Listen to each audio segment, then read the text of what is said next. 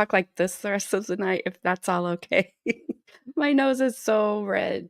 Uh, and then if I laugh, then I'm gonna cough. But yeah, sorry, I had to play my Easter intro because I won't be here for the rest of the week. Uh, it's just a few days early. It'll be okay. It'll be all right. Been more appropriate if it was Rudolph, but wrong time of year. Yes, Carmen, thank you. Also, Carmen's birthday is Sunday as well. So, Brandon, you're good. Oh, yeah. Hello. I'm gonna have to stop that.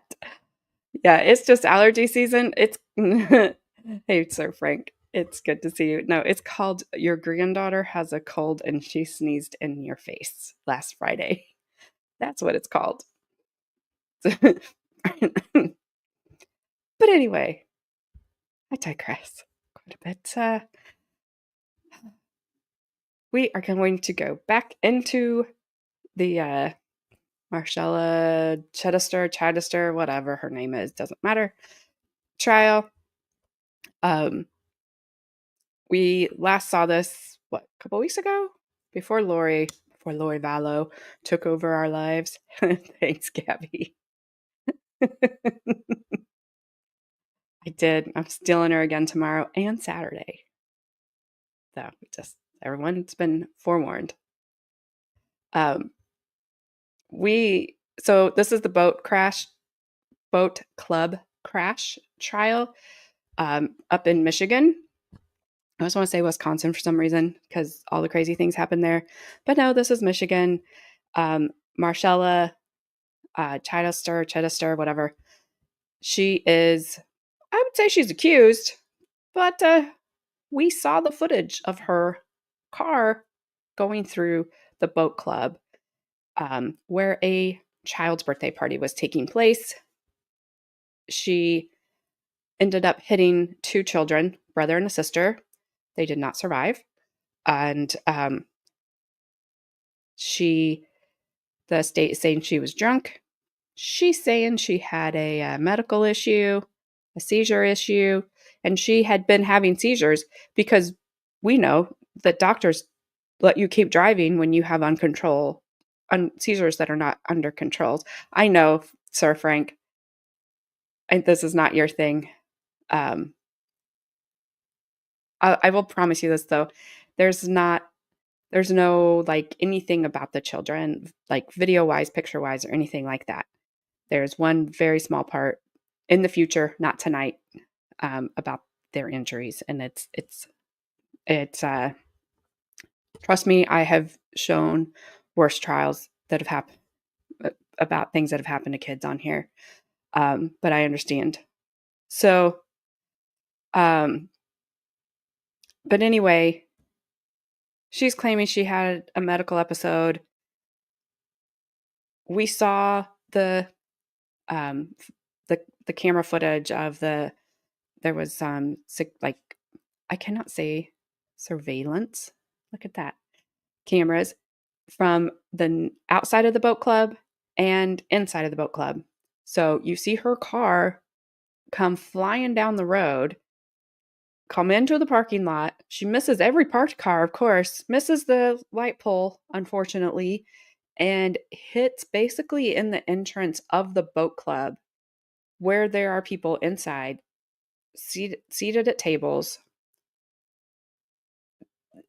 You don't it's not like super graphic where you see people go flying like in the movies. You don't see that. It's so fast and there's so much dust and debris and everything flying around in the air that people end up in places you have no idea how they got there because there wasn't anybody there 2 seconds before.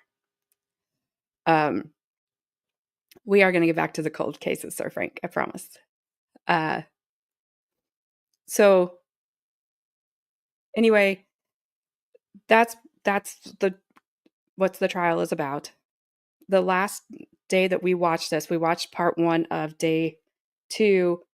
where the deputy was taking her blood and she'd taken her to the hospital to do a blood draw. Remember the person that was in the hospital? We think maybe he was autistic because he had headphones on and he had mittens on, but he kept saying something over and over and over. And none of us could understand what it was. Carmen said she was going to make it her alarm tone. And I said that would absolutely scare somebody away because they wouldn't have any idea what was going on. But so we watched her get her blood drawn, all that stuff on the last time we watched this. So today we're going to pick up with one of the officers that was on scene. We're going to see his body cam footage. And then one of the detectives who was called to the scene, and she took some photographs, but I was trying to listen to a little bit of this.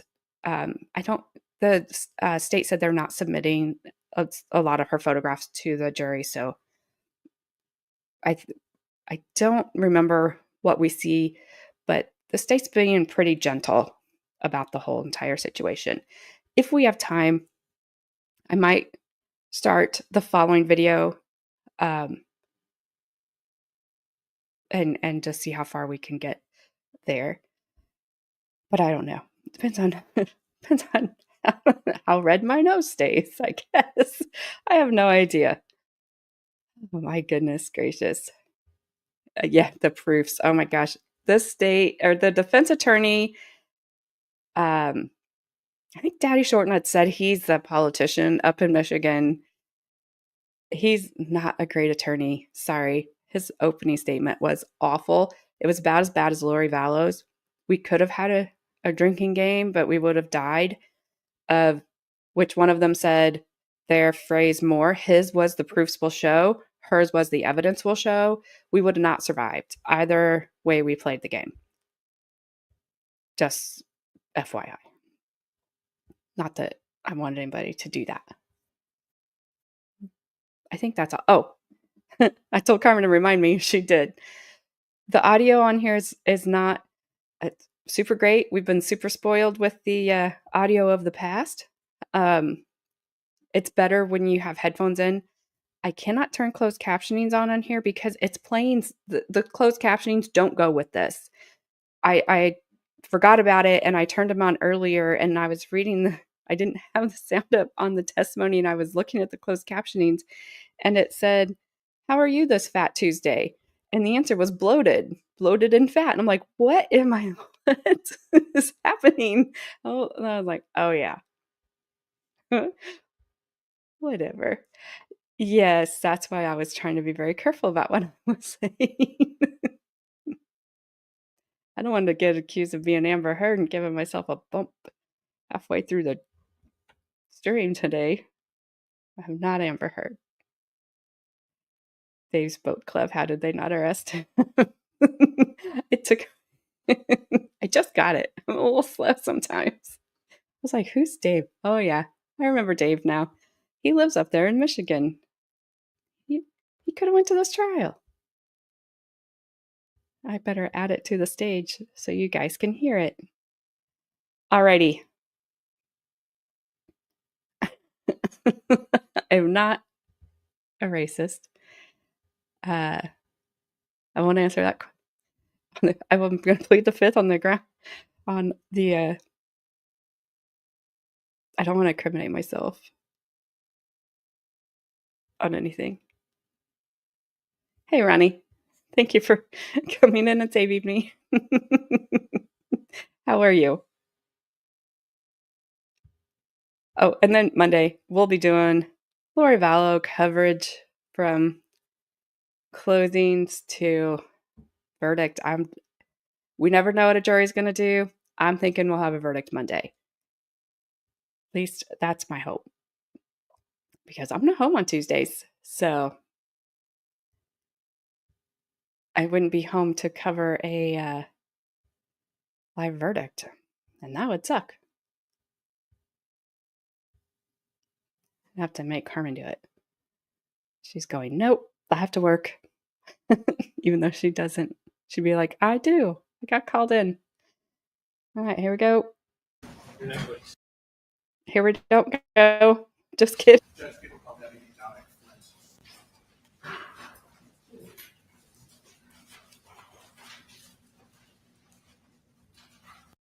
I am not high. Let me know if I have this boosted all the way up. So if I need to, I can't remember how we had the audio set on this. So let me know if I need to turn it down. No, Carmen, I said Tuesday. Yes. Baker, control your mod. He's Brandon's making fun of me because my nose is red from blowing it all day and not the Colombian kind. If it's the naughty stream. Well, this is not a naughty stream, but you are correct. All right, there's the proofs will show guy.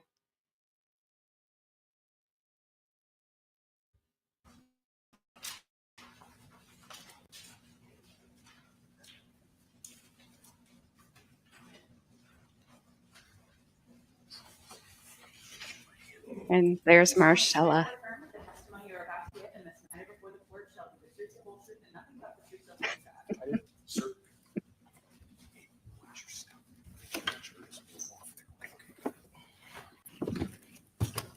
Deputy, if you would state your full name and then spell your last name for us, please. Deputy Dominic Flint, Flint. Thank you.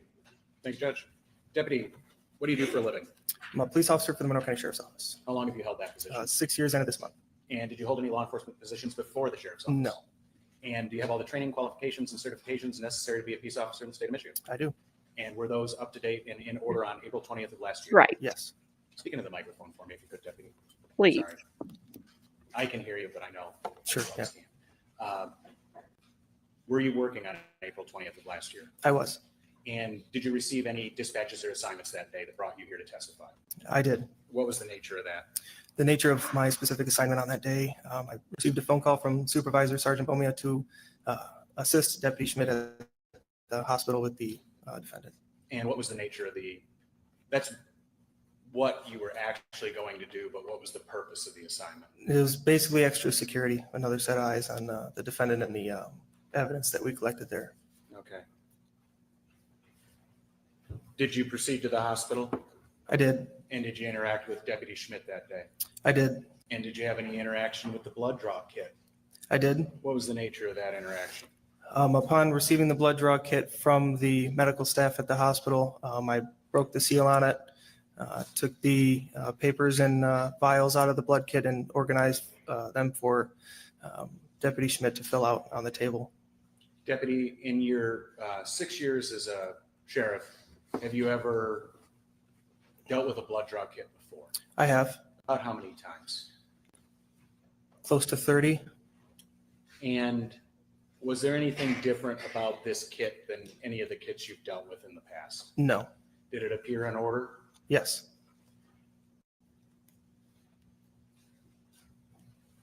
Outside of yourself and Deputy Schmidt, did anyone have any interaction with the kit before you left the hospital?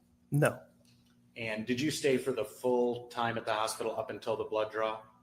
No, I was pulled for other duties. Okay. Do you know what time you left? I don't.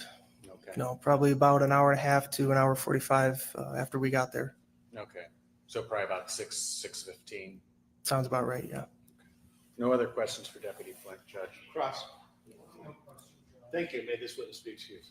From the people, yes. Thank you, Deputy. You're excused. Next witness. Judge, people call Deputy Cody Karina next. Is that guy seriously only there to say he handled the blood?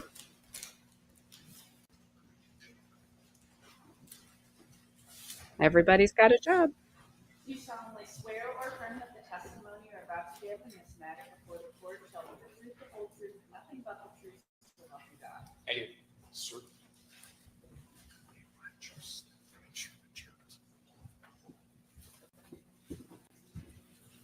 Deputy, if you would state your name and then spell your last name for us, please. Cody Karina. Last name is spelled Carena. Thank you. Thank you, Judge. Deputy, how are you employed? I'm employed by the Monroe County Sheriff's Office.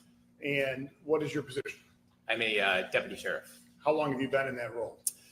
I've been employed by the Monroe County Sheriff's Office for approximately 5 years. Did you have law enforcement experience prior to that?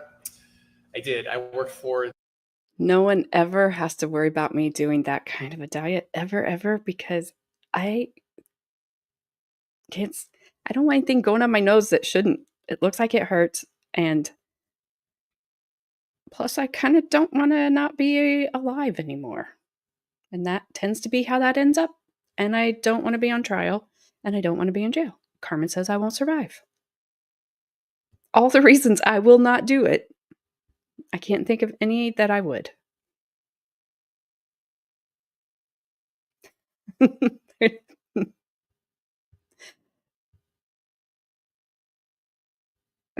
you, Baker, if Carmen ever really thought I was doing something like that, you would never see me again. There would be no intervention except her intervening and me disappearing after she probably killed me. I mean, unalived me. I don't get over things, Brandon. Hey, Kelly. It's not an intervention. Hi, Kelly. And just remember that, Brandon. I don't get over things. Oh, my goodness.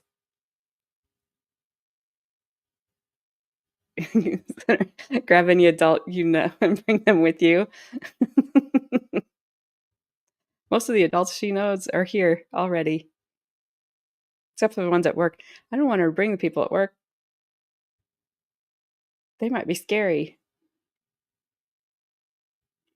the Erie Township Police Department for approximately 4.5 years, and then the Chippewa County Sheriff's Office for a couple of months. Is that the extent of your law enforcement experience? It is. All told, how long have you been in law enforcement?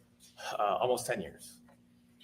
Do you hold all the training, education, certification necessary to be a peace officer in the state of Michigan? I do. Were those up to date on April 20th, 2024? They were. Were you on duty on April 20th of 2024? I was. What was your assignment on that date? I was assigned to the Road Patrol Division that day. And at some point on that day, were you dispatched to Swan Boat Club? I was. Do you recall what that dispatch was? The dispatch was for a vehicle that had crashed into the side of the Swan Boat Club. While I was en route there, we were notified that at least one child was deceased. And what did you observe when you arrived at the Swan Boat Club? It was very chaotic. Multiple law enforcement agencies were there, multiple fire departments. Life Flight was trying to land. Law enforcement was trying to corral, witnesses and victims together. It was just very chaotic. Did you inside the boat club? Eventually I did. How did you enter into the boat club? I entered through the hole that was on the side of the boat club. That is the hole that the vehicle created? That's correct. And what did you observe when you went inside the boat club? Tables and chairs were kind of thrown about. The bar area looked like it was damaged, and there was also a vehicle against one of the walls. How did you come to interact with the defendant? I was tasked with going to interview her. What did you do at this point? See you, Baker. Go get some sleep. I'll be fine. I'll be wide awake, according to you guys.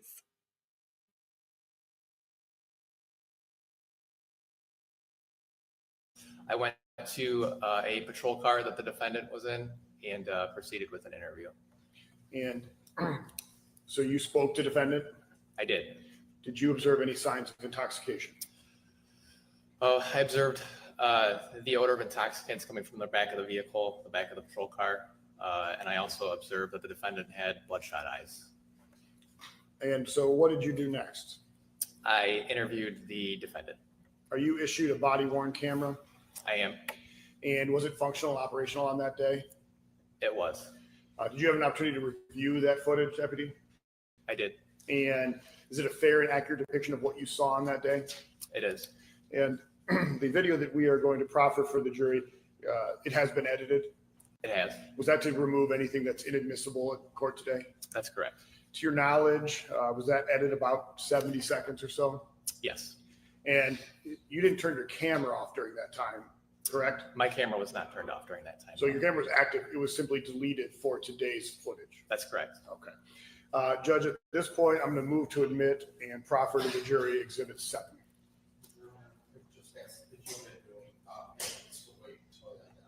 Just go ahead and show it. These are handcuffs. I got to read this, okay? You have the right to remain silent. Anything you say can and will be used against you in a court of law. You have the right to talk to a lawyer and have him or her present while you're being questioned. If you cannot afford to hire a lawyer, well, we appointed you to represent you for any question if you wish. You can decide at any time to exercise your rights and not answer any questions or make any statements. Do you understand what I just read to you? Yes. Okay. Do you wish to speak to me? Pardon? Do you wish to speak to me? Or do you want to? No, I'm good. Like, do you want to talk or not? I'm just hoping no one was hurt. Yeah, sure. So can I talk to you? Yes. Okay, perfect. So run through the meditations that you told me about again. Gabapentin. I have a whole list of medications. I don't have them on me right now. So this medication for the car. No. Okay, so what happened today? Where were we at today? I went to lunch with some friends. Okay, about what time was that? Noonish. Okay, so around when you went to lunch, remember what you ate? Yeah, I had some chili and a fish sandwich A fish sandwich? Okay, where was that at Vernon's. At Verna's? What did you drink? Did you drink water, pop? I had a glass of wine. Just one glass of wine? Yeah. Okay. Okay, so you had one glass of wine at Verna's. After that, what happened? Did you leave at noon? Where did you go? Came home. Okay. I just live right down the street. Okay. What's your address? 6260. 60 on Brighttown? Yeah. Okay. So you get home, what do you do when you get home? I just came home and just kind of chilled out and was waiting for my husband to get up and take a nap. Did you drink anything else there? No, I didn't even get a drink down here because I never made it this far. When did you take your, 8 o'clock. 8 a.m.? Yeah. Okay. Other than that chili and the fish, is there anything, did you eat anything else today? No. Okay. Okay, and then where were you driving to? Just from Vernon's to here. To here? What were you coming here for? Home. Oh, so you're going from Vernon's to home? Yeah. And you left Vernon's at noon? Yes. Okay. But then you said you went home first? I'm home here. Oh, okay, so you were trying to go from Vernon's to home? Yes. How long were you at Vernon's then? Maybe an hour, not even that long. Okay, so you made no stops between Vernon's and here? No. And when did you go to Vernon's again? About noon. About noon. Okay. Okay. Okay.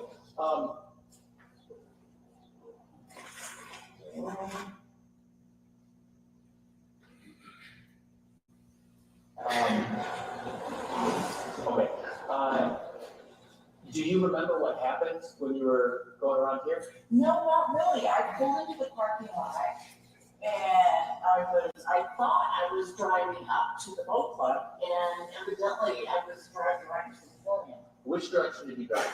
So I live right down the street. Okay, so you were coming from that way? Yes. This way? When you got to the parking lot, what happened? I don't remember. You don't remember? I don't remember. Okay. Do you think there's a reason you don't remember? Did something happen or? You know what? I have these seizures and Okay. Do you have anything where it says like maybe that, you know, or did the doctor let you drive and everything? I'm cleared to drive now, and I don't have my purse with me, but I do have a card in my purse. Okay. When's the last time you had a seizure that you know of? March. In March? Okay. So in March, the last time you remember that you had a seizure. Yes. Sorry, I'm just trying to get this. Did you be hospitalized for it? Yes. You were? Yes. Okay, was that you did like at home or something? No, I was in, Monroe for 4 days and Toledo for 6 days. So did you have a seizure while you were at home? Or did you have it? I had it at home, and then I did have one when I was in the hospital. In the hospital? Okay. And March is gonna be the last time you had that seizure? Yes. Okay. Okay, do you think, is your normal behavior when you have a seizure, is it, have lapses of memory? Do you, like Yes, that? Okay. So once you got through the parking lot, you don't remember anything? I don't. Okay. Okay, I think that's all the questions I have for you now. Deputy Schmidt's gonna take the over from here, okay? Is there, so on a scale of 0 to 10, 0 being like your stone cold sober, you can drive perfectly, 10 being you're passed out drunk, where do you think you're at right now? 7. A 7? Okay. Do you think you're okay to drive? I wouldn't want to drive. You wouldn't let you drive? No. Okay. Okay, just give me 1 second, okay? Sorry, my phone's ringing, I think it's gonna be my boss. I apologize. Baker, we don't have things like that happen in our courts over here in this country. At least they're not televised. But I was going to tell you, there's testimony, not today, in this trial about her car's black box and the acceleration and the times that she was accelerating and how she was accelerating made me think of Karen Reed's trial. And I think I asked Jess if they had that kind of information in that trial. She said it wasn't very clear. This is very clear. So I don't know why it would be hard to do it. I don't remember what day we'll see it on, but it was really interesting and it seems very cut and dry. It's either happening or it's not. So I don't understand why they wouldn't. Well, I mean, I understand why they might not want it to be understood in Karen Reed, but you know. Did she? I don't know.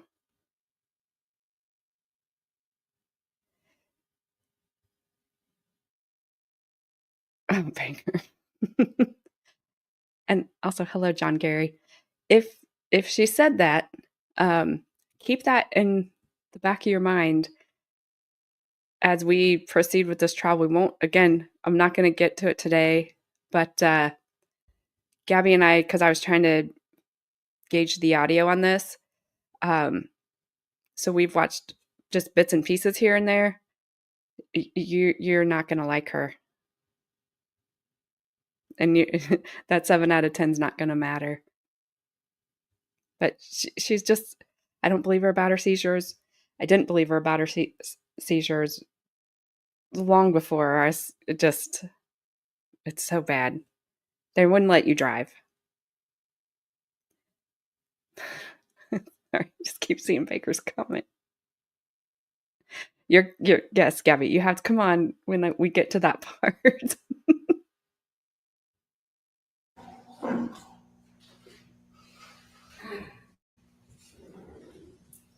So again, move to admit people's proposed exhibit 7. Sorry. No objection. All right, I didn't hear you. People 7 is admitted.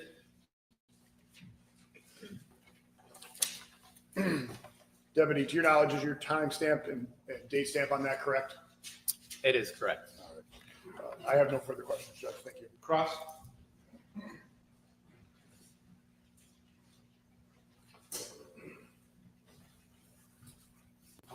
Officer, did you have a chance to follow up on my client and her medical records? I did not. Okay. Were you aware that she had a doctor's appointment in March of 24? I was not. Okay. Were you aware that her last episode of having any seizure was October of 23? Objection, none, receives facts not in evidence. Were you aware of it? That's all I asked. He interviewed the client. Judge, if he wants to testify, he can call, he can be a witness and not an attorney, but he can't do both. I'm asking him the question if he is aware of You it. can ask the question. Right, sir. Objection is over. Thank you, Judge. Can you repeat the question, please? Yes. Were you aware that my client last episode was October of 23 of having a seizure? I was not. Okay. When you were investigating, as the tape was showing, were you aware that my client had gone through the Swan Boat Club building? That she went through the Swan Boat Club building? You're investigating the accident? I was. Okay. So were you aware of that? Yes. I was. Okay. And were you aware that her vehicle went 25 feet into the building, approximately? I was. And do you consider, with all of your experience over the years, that that's a major accident? I would consider that a major accident, or a major crash. Thank you. When you asked my client on the tape there that was recorded, well, let me strike that back up. How long after the crash do you believe you interviewed my client on that video? I couldn't give an exact time. It would have to be an estimate. Do you mind an estimate? Say about 30 minutes, probably 20 to 30 minutes. About 20 to 30 minutes after that crash, correct? Correct. Okay.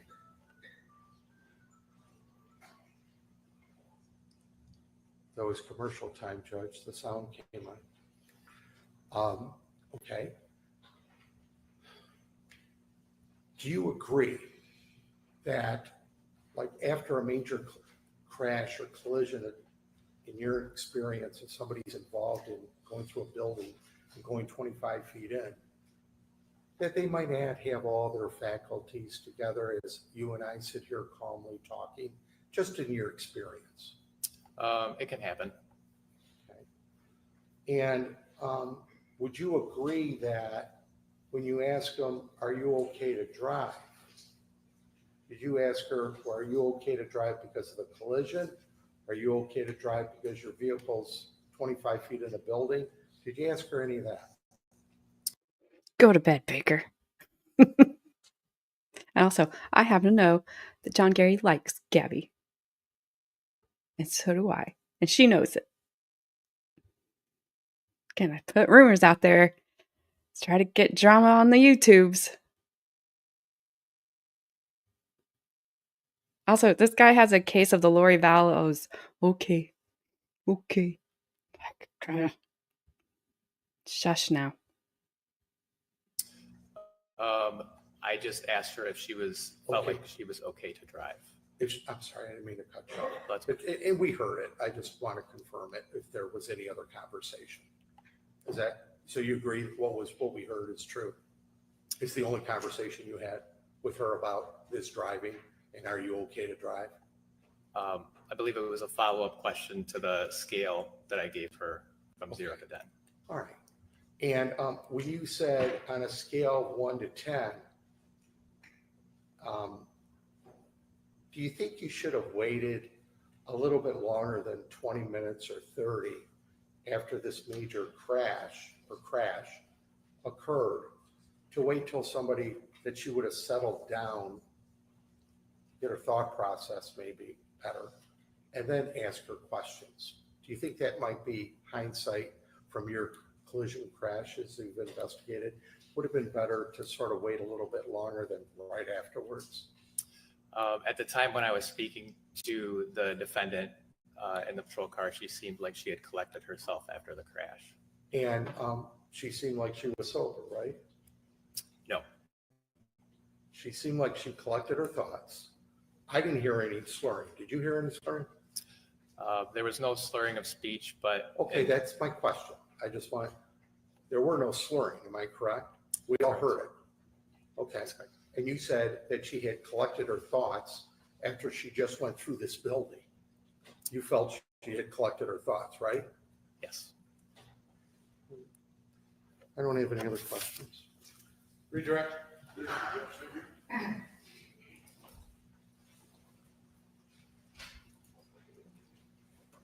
That was a good one, John. Deputy, when you were speaking with the defendant, did she seem shaken up to you? No.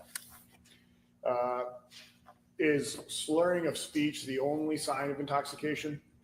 No, that's just one of the general indicators of intoxication or impairment. In your experience, how many years have you been an officer? Approximately 10 years. Do you have any idea how many drunk driving arrests you've been involved in? Approximately 300 to 400. And have you ever encountered a defendant or a suspect who was not slurring speech but was intoxicated still? Yes, I have. Deputy, I'm going to show you again the body cam video, please. Can you just start it? We don't need to watch the whole thing. Your Honor, he's already covered this. Judge, he brought up the time. We have the answer. The timestamp is accurate, so we're going to clarify approximately what exactly the time he talked to the defendant. If he gives me a time, Judge, I might stipulate to it. What about that? I don't know it off the top of my head, Judge. I have to look. I don't have that memorized. He's going, Your Honor, the officer already testified 20 to 30 minutes. End of story.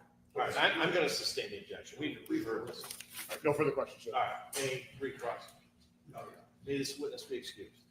Judge, no, we ask that he remain under subpoena until potential rebuttal All right, evidence. you're not off the hook, but you're free to. Next witness. Judge, people call Detective Marjorie Martin.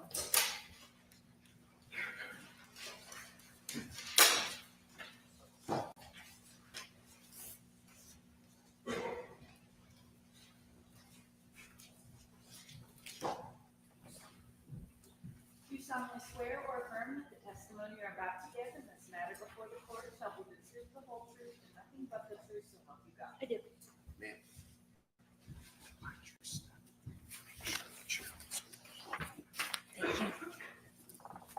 Detective, would you state your full name and spell your last name for us? Marjorie Martin, Martin. Thank you. Good morning, Detective. Good morning. Detective, what do you do for a living? I'm a deputy with Monroe County Sheriff's Office, How long have you held that position? 19 years. And do you have all the training, certification, and education necessary to be a peace officer in the state of Michigan? I do. And were those all in place on April 20th of last year? Yes, they were. Were you working that day? No, I was called into work. Okay, why were you called into work? I am an evidence tech for the Sheriff's Department, and I'm in charge of the evidence and property room. And where were you called into specifically? The Swan Boat Club. And that's located in Berlin Township, Newport, Michigan, County of Monroe. Yes, it is. You responded to the Swan Boat Club, Yes, I did. and once you got there, did you receive an assignment? Yes, my job as an evidence tech is to take pictures of the crime scene for, if it goes to court, and collect any evidence that's needed. Okay. Did you take photos while you were there? Yes, I did. Take photos of the scene? Yes, And you also took some of the MEI photos, is that correct? yes, I did. For the jury, what does MEI stand for? Medical examiner investigator. And what is that? The detectives are trained and some of our deputies are trained to examine the bodies for kind of like a pre-medical exam before the autopsy. We do that at the crime scene. And those photos go to the medical examiner eventually. Yes, And so you took both photos of the scene and photos of the kids who had passed away. yes, I did.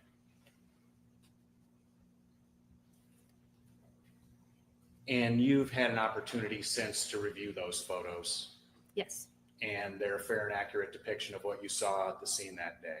yes. So Judge, people are going to move to admit People's 8.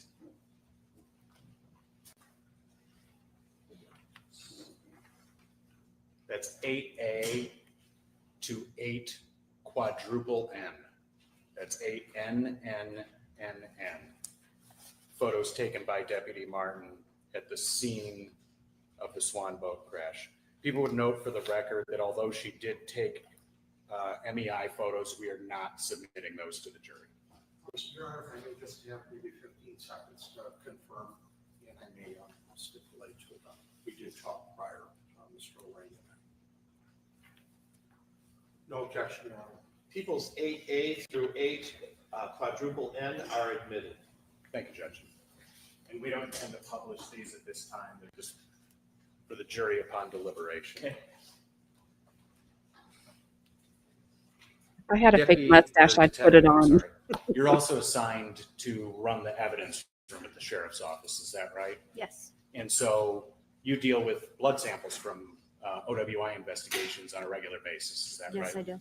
What does the sheriff typically do when a blood kit from an OWI investigation comes into the evidence room? So the deputy that collects it puts it into our evidence lockers. They're secured evidence lockers, kind of picture. Your Honor, I would object to this. It would be irrelevant as to what sometimes they do. Would be, in this case, what was done. Which ones? It is to show the conformity of procedure with this case with typical procedure. I think it is a procedural issue. The objection is overruled. Make it. So our evidence lockers, we have a hallway that is open to the deputies. There's 56 lockers. Each one has a key and it's secured. Each lock is keyed differently. So when the deputy collects the sample or any piece of evidence, they get into our computer software, describe the evidence item, toxicology kit, whatever it is. And then there's a section that's called temporary evidence locker. The computer tells you which lockers are open. They select a locker. They then walk to the hallway, confirm that that locker is open by having a key. They drop it in the locker, lock it, and then they put the key in locker item 1. There's a little slit for the keys. And then the evidence and property room has those same lockers on the other side. The only people that have keys to the evidence room was at the time myself and Captain Raymond. I was responsible for the daily activities of that and emptying those lockers. So every day I'd come in, I would collect the keys, and I would also check my computer system, which would tell you where the items are. I would open the locker from the inside of the evidence room, confirm that that was the item that was there, and then for the toxicology kits, they would typically, I check it in the computer, I move it from temporary storage to external out of service, or not out of service, apologize, out of custody, and I put it in the mail typically. And the U.S. mail delivers it to the lab. Is that what, so are you familiar with the toxicology kit from this case? Yes. And up till what you've described, were all those procedures followed to the best of your knowledge? Yes, they were. But did you place that toxicology kit in the mail? So this one did not go into the mail. What did you do with this kit? Deputy Krieger came to me and said that he was going to personally drive it to the lab in Lansing. Okay. Does the Monroe County Sheriff's Office refrigerate toxicology kits that come in? No, we do not. In your 19 years employed by the Sheriff's Office, have you ever known them to do so? No. Okay, no further questions for this witness. Cross. Do you know if the state refrigerates the toxicology of blood? Do you know if the state, once they obtain it, that they refrigerate it? I do not know what they do with it. That's fair. I didn't know if you had any experience at that level. No. Okay. I don't have any other questions. All right. May this witness be excused. From the people, yes. All right, thank you. Thank you, sir. Next witness. Judge, people call Lieutenant Brian Satilli.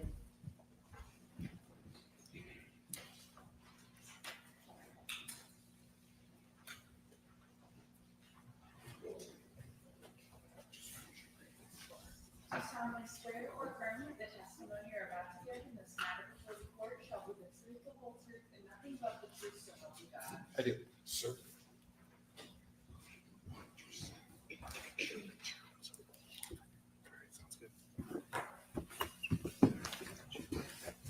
Lieutenant, would you state your name and then spell your last name for the record, please? I'm Ryan Satilli, Sottile. Thank you. Thank you, Judge. Lieutenant, how are you employed?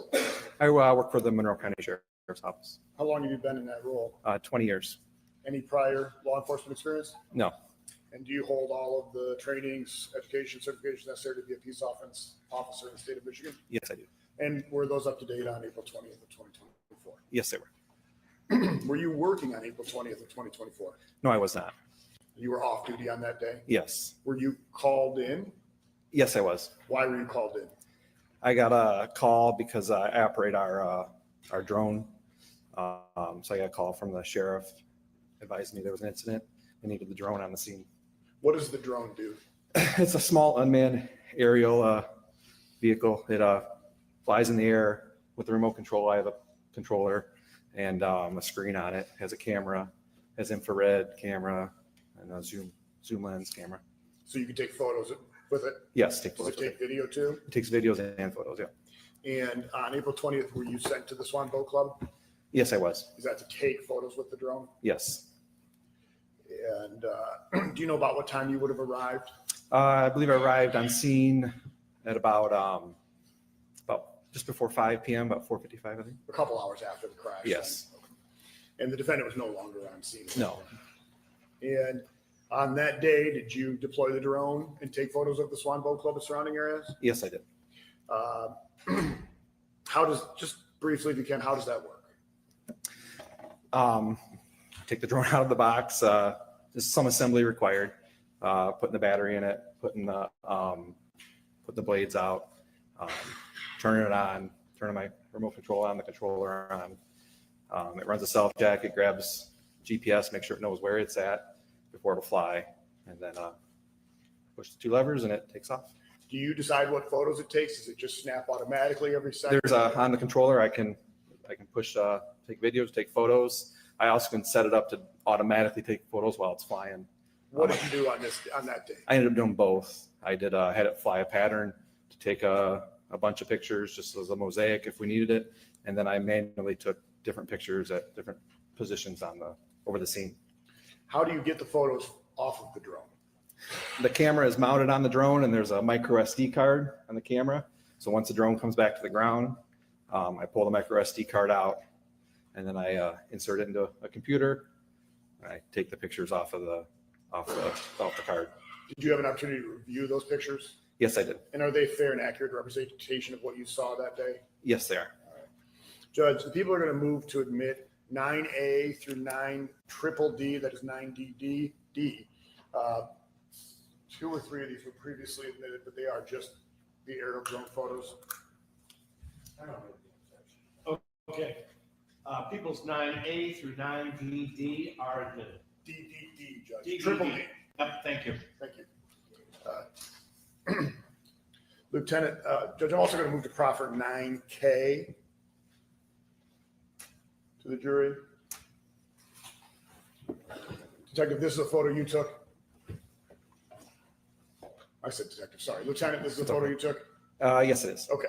And if I can get the thing to work here. This is the pavilion. Is that correct?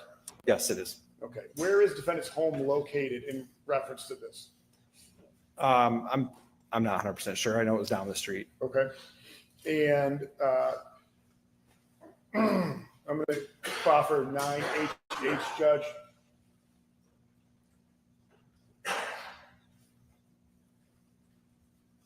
Lieutenant, can you tell me what this is?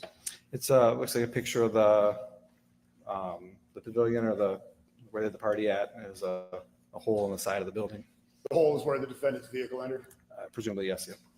And what are these right here? Looks like pieces from the building or pieces of clothing. Are these telephone or Oh, electric I'm sorry. poles? The white stuff. Yeah, the telephone poles. Yes. Okay. To Sorry. your knowledge, did the defendant's car pass between those 2 poles? I believe so. Yes. And Objection, Your Honor. Where's the foundation of how he believes that happened? Judge, I asked him if he had knowledge of it. I asked him what his knowledge was. Either he has knowledge or he doesn't. The objections will. And I'll also proffer 9LL. And this is just a close-up of those same telephone poles. You took this photo? Yes, I did. Okay. I have no further questions. No question. When you say are you moving to admit HH and LL? Judge, I believe they were already admitted all through that stack we just gave you. I'm just publishing to the jury, Judge. All right. Thank you. Cross? No. All right. Thank you. Thank you, Judge. Next witness? Judge, may this witness be excused? Yes. Thank you. Next, we call Detective Jeff So looking at that picture, I think I always seemed like she came through an entrance right there, but I don't know that there was. I think the entrance may have been over a little bit further to the left, and the people that we thought were walking in like a back room area were maybe coming in the entrance. And then she just unfortunately made another one. Because, yeah, I don't know. I think that's what makes sense.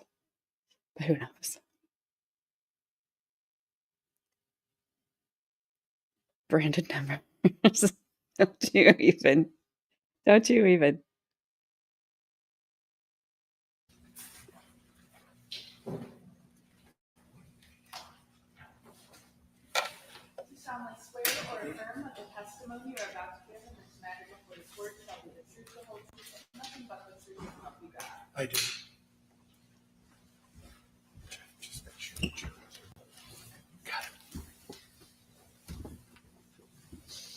Detective, would you state your full name and spell your last name, please?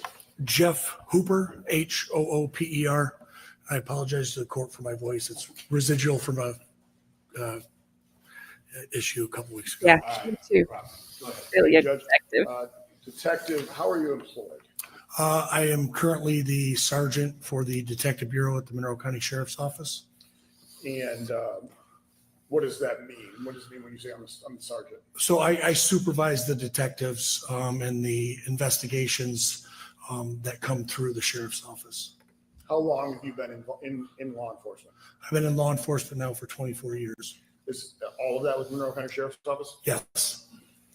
And you hold all the training, education, certification necessary to be a certified peace officer in the state of Michigan? I do. And that was all up to date on April 20th, 2024? It was. Were you working on April 20th of 2024? I was not. Were you called in? I was. Okay. And on that date, were you the sergeant? I was. Okay. And how long have you been a detective? I've been doing investigations now for approximately 10 years. About 9 of that as a detective and then 1 year as a supervisor. What was were you involved in the investigation at Swan Boat Club on April 20th? I was. And was that in the supervisor role? Yes. How did you become aware of the crash? I received a phone call from Lieutenant Zebek requesting assistance with the investigation. Do you know approximately what time you would have arrived? I arrived approximately about an hour and a half after the initial crash, I believe. About 4:30 then approximately? Yeah, 4:30, 4:45. Was the defendant still on scene when you got there? No. What did you observe when you arrived at the Swan Boat Club? Just chaos. There's a lot of investigators there. Starting to do the investigation, different aspects of the investigation, whether taking pictures or doing, various things. And did you at some point enter the Swan Boat Club? I did. And how did you enter it? So I entered through a little breezeway that was kind of to the left of where the car had entered the building. At some point, did you enter the main building? Yes. And why did you enter the main building? We had learned that there is video surveillance, and I was meeting with somebody to get that video surveillance. Somebody from the boat club gave you access to their surveillance? Yes. Were you involved in executing a search warrant of defendant's home? Yes. And do you recall when that was executed? Monday. So I believe that would have been the 22nd, I believe. April 22nd of 2024? Yes. 2 days after the crash? Yes. And what were you looking for in that search warrant? Specifically, a DVR with video footage of, around the defendant's house. Surveillance video from the defendant's home? Yes. And did you locate any cameras during the execution of that warrant? We did. And how many did you locate? 4. Do you recall where they were? Yes. Where were they? There was one on a barn that was across the street from the main residence. There was one on a garage on the same side of the road as the residence, kind of facing down, facing the car. Then there was a camera that was facing the door of the main entrance of the residence. And then there was also one in the kitchen in the residence. Did you discover what those cameras were connected to? Yes. Can you describe what that was? So it's a digital video recorder, or DVR, which stores the video footage. Where did you locate that DVR? It was located in an upstairs, I'd say like a utility room with various other things in it. Inside the defendant's home? Yes. Was it functional on that day? Yes. Did it appear to be recorded? Yes. Were you able to determine if it was connected to the cameras that you found? Yes. All right. How did you go about that? So basically, I looked at the video footage that was currently being recorded, and it was my detectives doing searches, their cars in the driveway, and so it was live that way. What was the manner of recording? So the manner of recording, it was via Wi-Fi. It wasn't hardwired to the DVR. So it was just recording via over Wi-Fi. Do the cameras record 24 hours a day, 7 days a week? No, we later learned that the cameras were motion activated. Did the video recording have timestamp on it? It did. Were you able to check it for accuracy? Yes. How did you do that? So when you're on scene, when you're looking at a DVR playing live, what you basically do, what I do is I pull out my phone, look at the time on my phone, look at the timestamp on the video, and compare the difference. Did you find it to be accurate? No. What was different about it? So that one specifically was an hour slow. So if it was 3 o'clock in the afternoon on that DVR, it would show 2 o'clock, 2 p.m. The DVR would show 2 p.m. Yes. Okay. The timestamp would show 2 p.m. Yes. Okay. Do you have experience with video recording devices similar to the one you found in the defendant's home? Yes. Can you briefly or tell me your experience with that? So in doing investigations for 10 years, there's always a large, surveillance aspect to investigations. And so by, doing those for 10 years, I would go out to various businesses and with their permission, utilize the export functions on DVRs.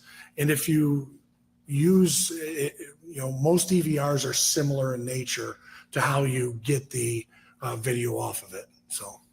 Did you seize that DVR? We did. And were you able to examine it to determine if it was recording on April 20th of 2024? Yes. It wasn't. Yes, it was. Did you find video pertinent to around the time of the crash? Yes, we did. And were you able to extract any copies of those videos? Yes. And you were able to access video? Yes. Okay. Did you review that surveillance video? Yes. And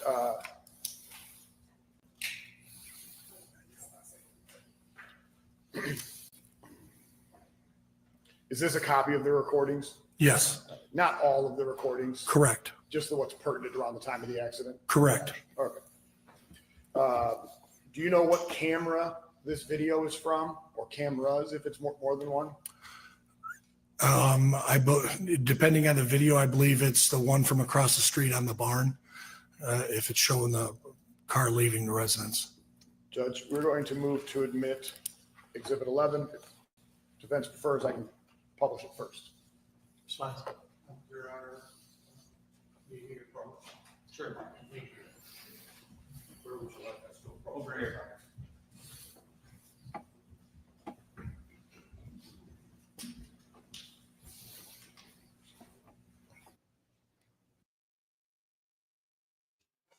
Oh my gosh. My Great Dane, my male Great Dane, who is scared of everything, is trying to walk over to me, but he has to walk between Madison's swing and my desk, and he won't do it. He's too scared. Come here. He's like shaking, trying to take every step. He's got plenty of room. He's not touching anything. Oh, big baby. I think, Gabby, this might be the video that we were talking about. I didn't realize it was a screen. Mr. Mayor, you said Exhibit 11. Yes, Judge. You may go ahead and play. Okay, thank you. I was just going to say, Your Honor, we had a sidebar on, if I may, on the record reflect that I consent to check. He's right here. I could touch him.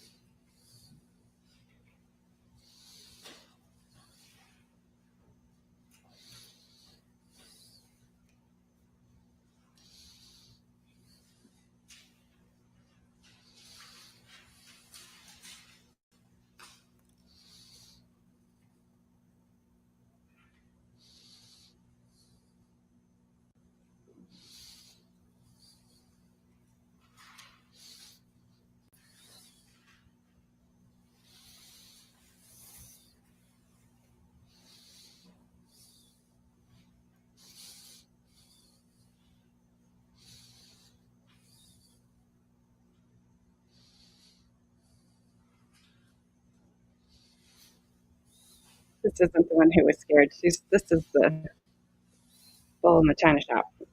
She's not scared of anything. He left when I moved the swing. He ran away. Also, in this lady's defense, she does have neuropathy in her feet, so she does walk weird. But watch this.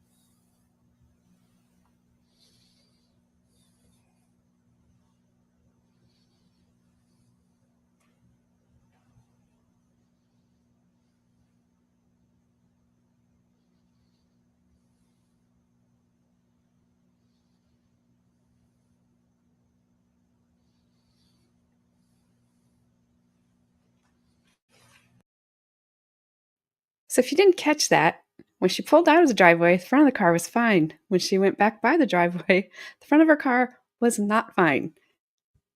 And neither was the back.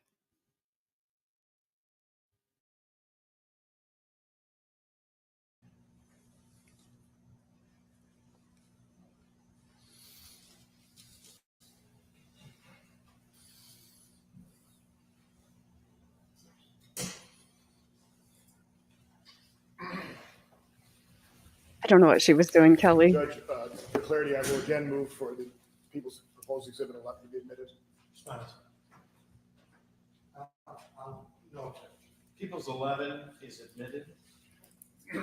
Deputy, what's the timestamp on that video? Detective, sorry. Currently on the screen, it shows 2:01 p.m., I believe 2:01. And in your reviewing of it, what time do you actually believe that to be? 3:01. Which, does that correspond with the time that she would have crashed into Swan Boat Club? Yes.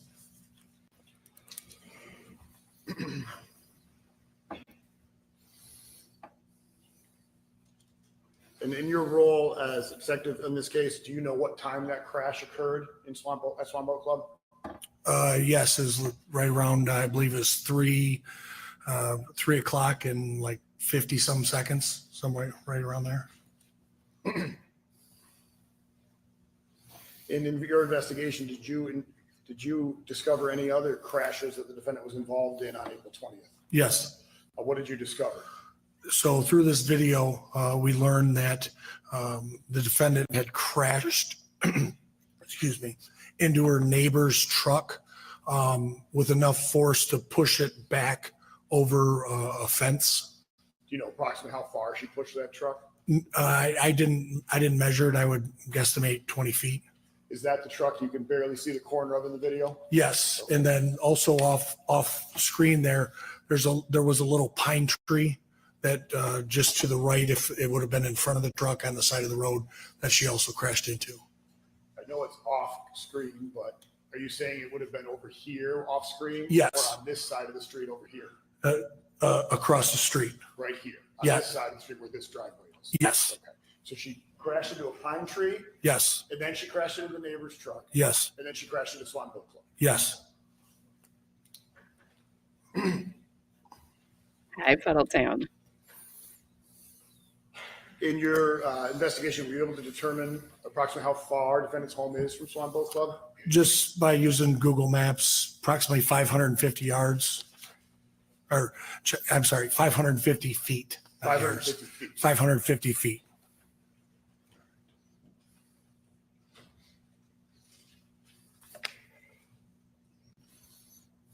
Judge, we would ask to show on the screen 9K, please.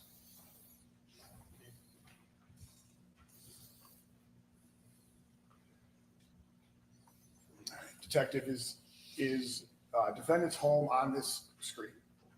Yes. And it's where I'm highlighting? Yes. And what is this across the street? The barn where the camera is located.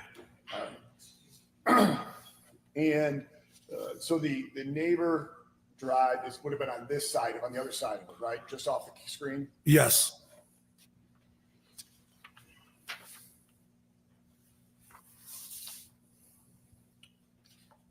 Judge, I'm going to move to publish Exhibit 9, double ZZZ. And Detective, do you know what this photo is? Yes. And can you see defendant's home in this photo? Yes. Can you describe to the jury where the defendant's home is located? So it would have been, it's towards the bottom of the photograph. That house right there. This Yes. is her home? Yes. And this is the garage across the street you referred to? Correct. Is this the neighbor's vehicle that she crashed into? Yes, it is. And that's the fence you described? Yes.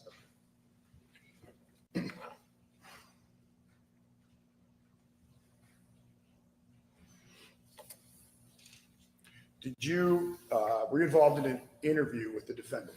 I was. When did that occur? That occurred on the day after the crash. So So that the would 20, have 21st. Sunday, April 21st? Yes. Where did you conduct that interview? At the Monroe County Sheriff's Office, Detective And Bureau. who was present during that interview? It was myself and Detective Modelinsky. And was it recorded? It was. Have you reviewed that recording? Yes. Is it accurate representation of the interview? Yes. Has it been edited to your knowledge? No. No. Were portions that are inadmissible taken out for the jury's view? Yes. Okay. Judge, we will move to admit Exhibit 10, but we do not intend to proffer it to the jury at this time. Judge, it is hours long, and You've not seen this? we provided it to defendant months ago.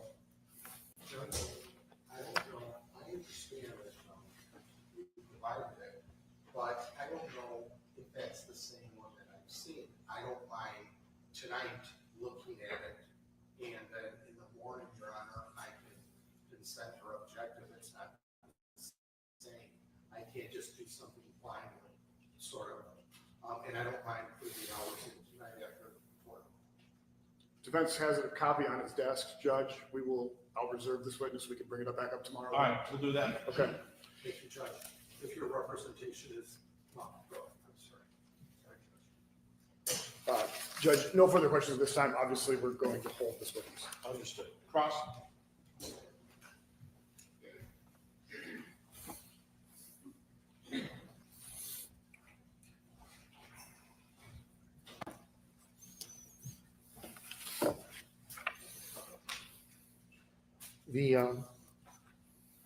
Is it sergeant? Yes, sir. Okay, sergeant. And you're a detective, correct? Yes. And you were a detective back on April 20th of last year? Yes. Okay. Were you the one primarily in charge of the case? No, it was a team effort on behalf of a lot of sheriff's office personnel. I just kind of coordinated that. All right, thank you. Now, you executed a search warrant at my client's home at about, would you say about 3:12 in the afternoon? On April 22nd, 24. I'm not sure of the exact time. I thought it was possibly before lunch. If my memory serves me right. The records, at least the ones I've looked at, say about 3 o'clock, a little after 3. Could that be wrong? I haven't seen those records. My recollection is it was a little bit earlier than that. Okay. And are you aware of me filing my appearance with the prosecutor's office? Objection, Your Honor. How is this relevant? I'm asking him. How is it? I mean, can I ask the question and then Well, we'll the question find out? is whether it's relevant or not, when you filed your appearance. Well, because I was never contacted and I want to confirm for the record of when I filed my appearance, if he can say yes or no. The objection is sustained. Next question.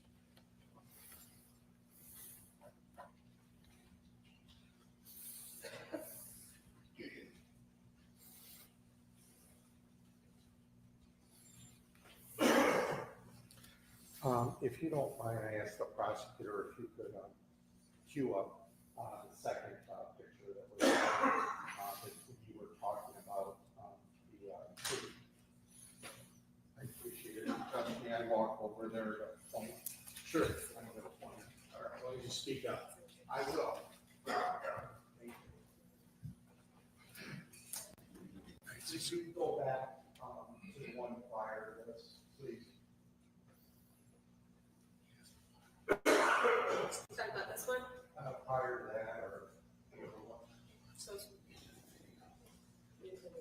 Are you asking for the video or the picture? no, there was a still picture. There was a still picture, and you had said in the upper right hand corner, or was that the actual video, but it looked like a still picture? Okay, hold on just a moment.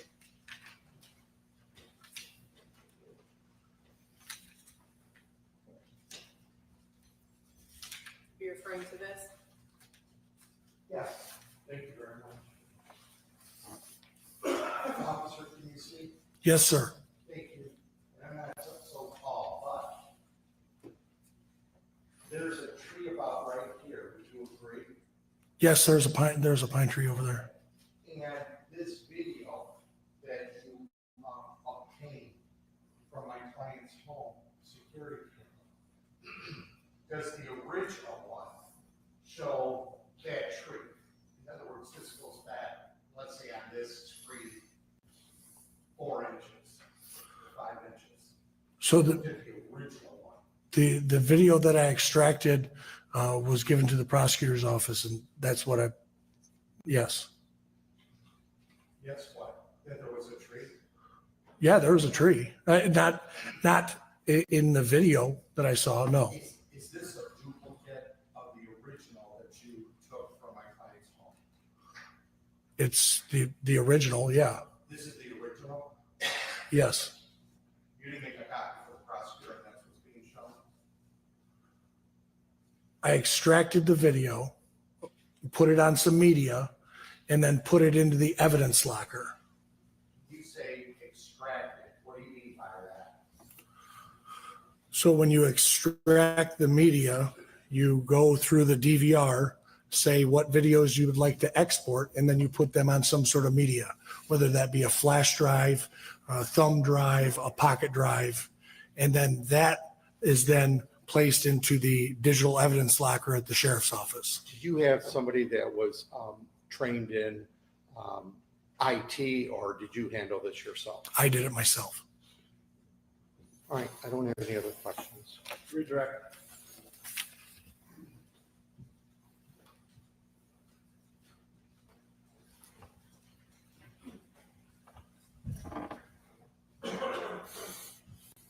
Detective, does this video appear the same as how you originally saw it? Yes, Did you make any changes or alterations to the video? I did not. No further questions, Judge. Any follow-up? None, Your Honor. All right. You may sit. Thank you. Next witness. Judge, we're going to call Deputy Burghardt. I think he's short enough to finish before lunch. Okay.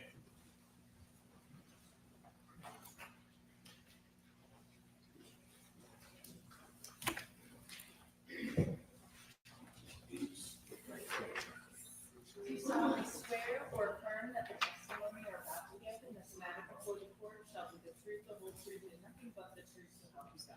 I do. Sir.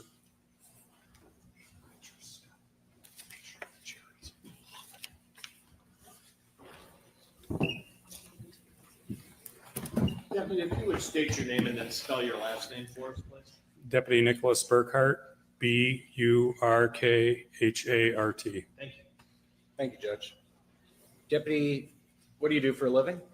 I'm currently employed by the Monroe County Sheriff's Office. How long have you held that position? I was hired in April of 2006. Okay. Do you have all the training, certifications, and education necessary to be a peace officer in the state of Michigan? I do. Those are up to date today? Yes, sir. And they were up to date on April 20th of last year? They were. What's your assignment within the Sheriff's Department, Deputy? I'm currently assigned to our department's civil division. At the time of this incident, I was assigned to our department's traffic services division. Could you explain to the folks on the jury what traffic services does? The traffic services division is a unit of the sheriff's office that responds to traffic crashes that involve critical injuries or fatalities. So for lack of a better term, you folks do accident reconstruction and crash investigations. That is correct. Were you working on April 20th of last year? I was. And were you dispatched to a scene that brought you here to testify today? I was. At the time of this incident, when it occurred, I was handling a separate injury traffic crash in Monroe Township, and I responded to this incident after that one was completed. Okay. What did you do where did you respond? So I responded to the club, and then upon my arrival, I began taking preliminary photographs of the scene, and I also was assisting other deputies on the scene. Was your primary assignment and to that end, you took photos of the scene? I did. Did you also oversee the extrication of the vehicle from the building? Yes, I was present when the vehicle was removed from the building, and then I followed the vehicle after it was taken from the building to an inside storage location at Jim's Towing. Okay. You answered my next question. It was towed by Jim's Towing? Correct. And stored there at their tow yard? Yes, it was stored in an inside locked facility. So you took your photos of the scene before the vehicle was removed?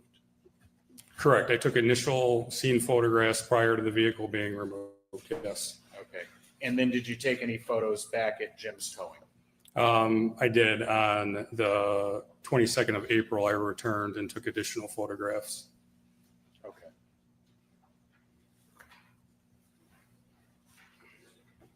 Deputy, this is what's been marked People's 13A to PP. You've seen these photographs before?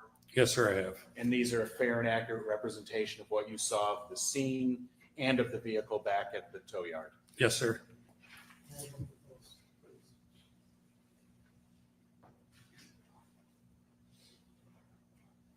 Don't touch it now.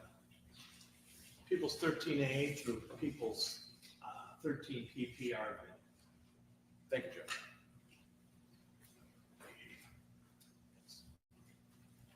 And Deputy, I'd just learn like not to to Google view a things couple of ahead those of photos with you. Could we bring up 13L? I don't Google. You guys have scared me. Deputy, what does this depict? This depicts an overall frontal view of the vehicle that was involved in this incident while it was in the inside storage facility at Jim's Towing. Okay. If we could see M, please. And what does this depict? This is a closer up version of the damage to the front of the vehicle. And if we could see N. What does this depict? Again, this is another picture of the front end damage, just kind of focusing on the right side of the vehicle.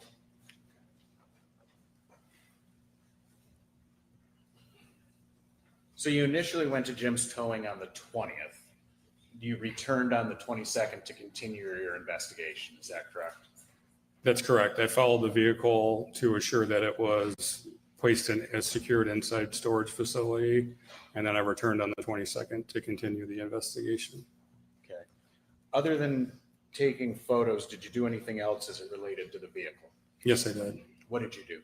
I stood by while an employee of Jim's Towing removed the vehicle's event data recorder so I could take it back to the sheriff's office as part of the investigation.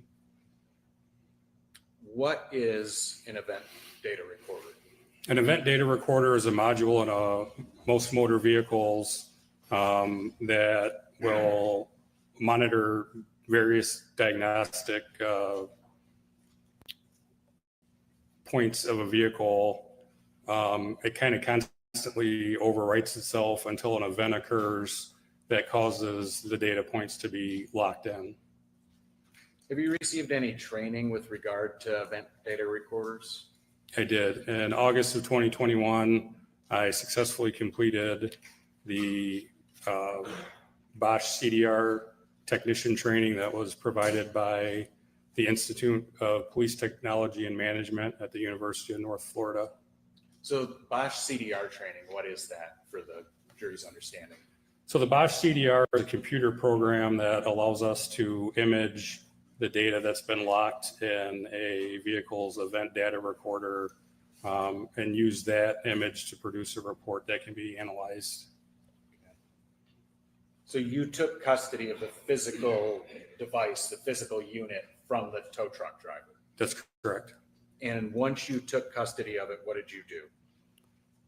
Once I had possession of the EDR module, I returned to the sheriff's office and utilized the Bosch CDR software to obtain an image of the data that was stored on the EDR module itself.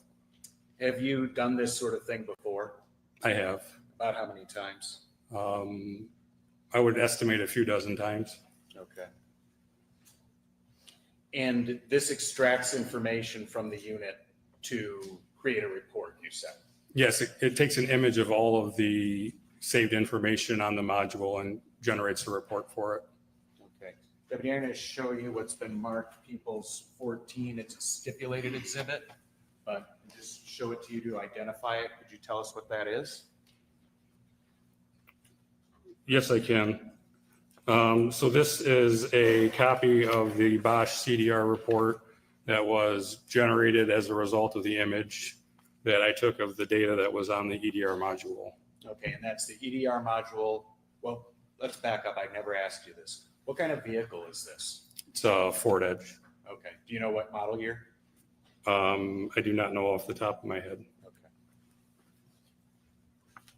So at this point, Judge, people would move for admission of People's 14 as a stipulated exhibit. People's 14 is admitted. Thank you, Judge.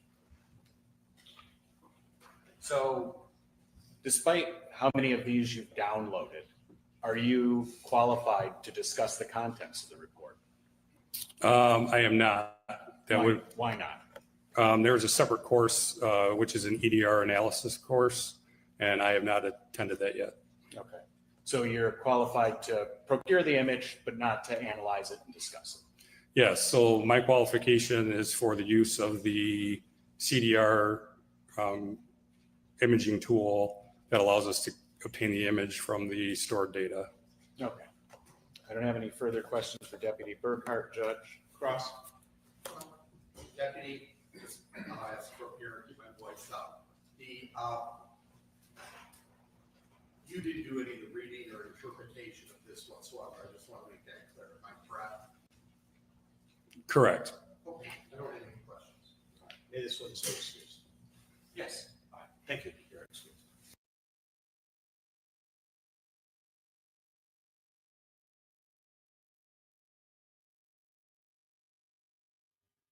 One second, and I will start that. These things tend to jump on me a little bit.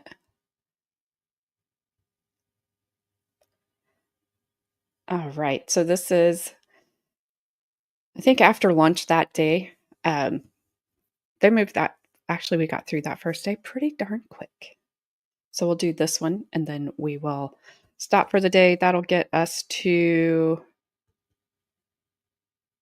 where we will have, probably for us, like 3 more days. Just because I try to keep these around 2 hours or so, less than 3. Best witness ever. Well, if you liked that day, you probably aren't going to like this one. And hello, Haley. Give you official hello.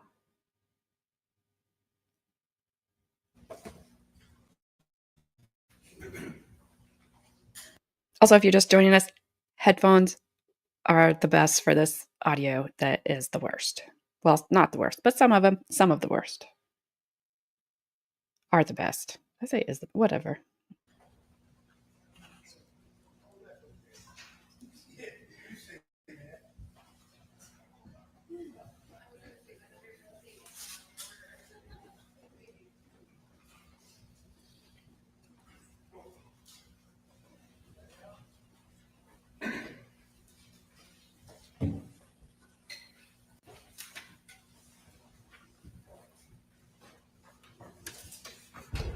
Welcome back. You may be seated. Thank you for being on time. I greatly appreciate that. Your next witness. Thank you, Judge. People call Lieutenant Brian. Do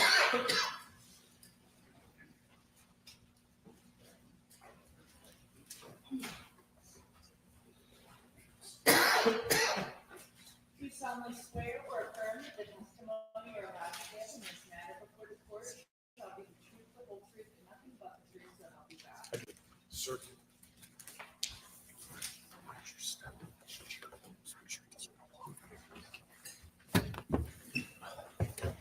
Lieutenant, would you state your full name and spell your last name for us?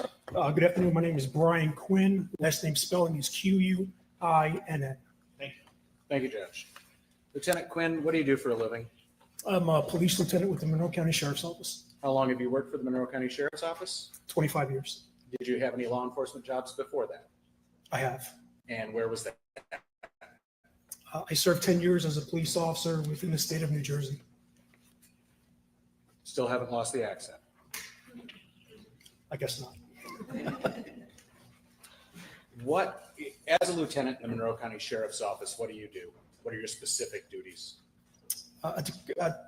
Currently, I am the commanding officer of our traffic services unit. That traffic unit will serve as the main unit for all serious and fatal traffic crash investigations. During my week, I review anywhere between 60 and 100 crash reports authored by sheriff's deputies within the county.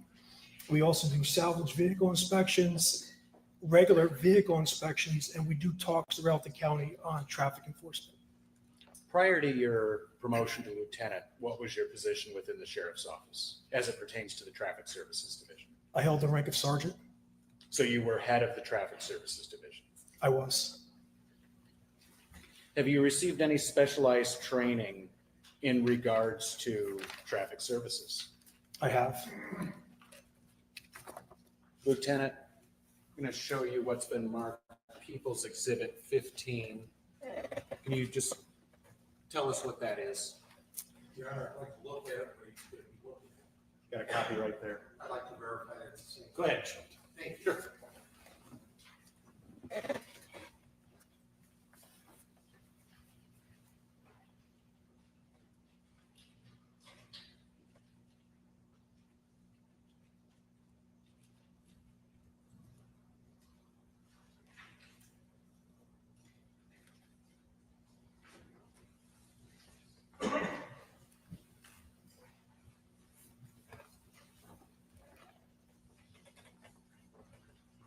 Can you take a look at that for me, Lieutenant, and identify for the court what that is? This is a CV. Basically, it's a resume of my previous work experience throughout the years working in law enforcement. And you prepared that document? I did. And you provided a copy of it to me at my request? I did. And it's a fair and accurate representation of your training and experience in the traffic services accident reconstruction EDR field? It is. Okay. People would move to admit that as People's 15, a copy of Lieutenant Quinn's curriculum detail. People's 15 is admitted. Judge, I think we also have on our list of stipulations that Lieutenant Quinn is an expert in EDR imaging and analysis. Say it again, EDR. Imaging. Imaging analysis. And analysis. Imaging and analysis. Court determines based on a stipulation that this witness is an expert in EDR, imaging and analysis. Thank you, Judge. So if you could explain to us, Lieutenant, what EDR imaging and analysis is. An EDR is also known as an airbag control module, or basically your vehicle's black box. Your vehicle is pretty much recording, even though it is asleep, everything that you're doing once you get into a motor vehicle, if your vehicle is supported. There was federal law passed in 2014 where every vehicle has to have EDR in vehicles. So when you're operating your motor vehicle, the EDR is activated. For example, if a deer jumps out in front of you and you take an invasive maneuver, you're jolting your vehicle back and forth, your EDR pretty much says to itself, something's going on, we have to start to record. Now it's recording everything that you're doing. If everything smooths out after the fact, the EDR goes back to sleep and it would pretty much overwrite itself. But if there's a significant event, that EDR will lock that event. And if you're involved in a traffic crash with airbag deployment, that event will always be locked and will never leave the system. Me as an analyst, there's a difference between an analyst and a technician. A technician is one who can, number one, determine if your vehicle is supported by EDR. And if it is, the technician will gather all the cables that are needed to hook into a system called Bosch CDR. And the Bosch CDR will take an image. Basically, it's a picture of that event. It's not a report that's generated. It's just a picture that's put on paper. The analyst, the technician can look at the report. And one thing that he will do, even as an analyst myself, we look for keystrokes to verify that the image we're looking at is from the crash that took place. Okay. So that's kind of what an EDR does. We heard from Deputy Burkhart before. He is a technician, not an analyst. Correct. Okay. So you have specialized training above and beyond what Deputy Burkhart has. I do. And that is to look at this image and to be able to interpret it. Correct. One thing I'm going to look for in a crash event is if there's any braking involved. And now this is something that a technician can't do. As an analyst, if there is braking involved and it's documented on the image, there are mathematical formulas that I can use to determine the actual speed of that vehicle when the event occurred. Now, these formulas will only give you up to 5% or 4% above or below what the EDR report is showing. Okay. Well, let's start with this. What kind of vehicle was the defendant driving on the date of the crash? A 2017 Ford. Was that supported by EDR? It was. And Deputy Burkhart was able to download an image of that EDR?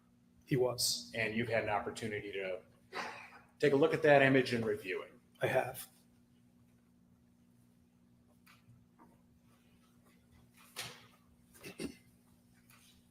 You mentioned earlier in your testimony, Lieutenant, keystrokes. As it pertains to EDRs, what does that mean?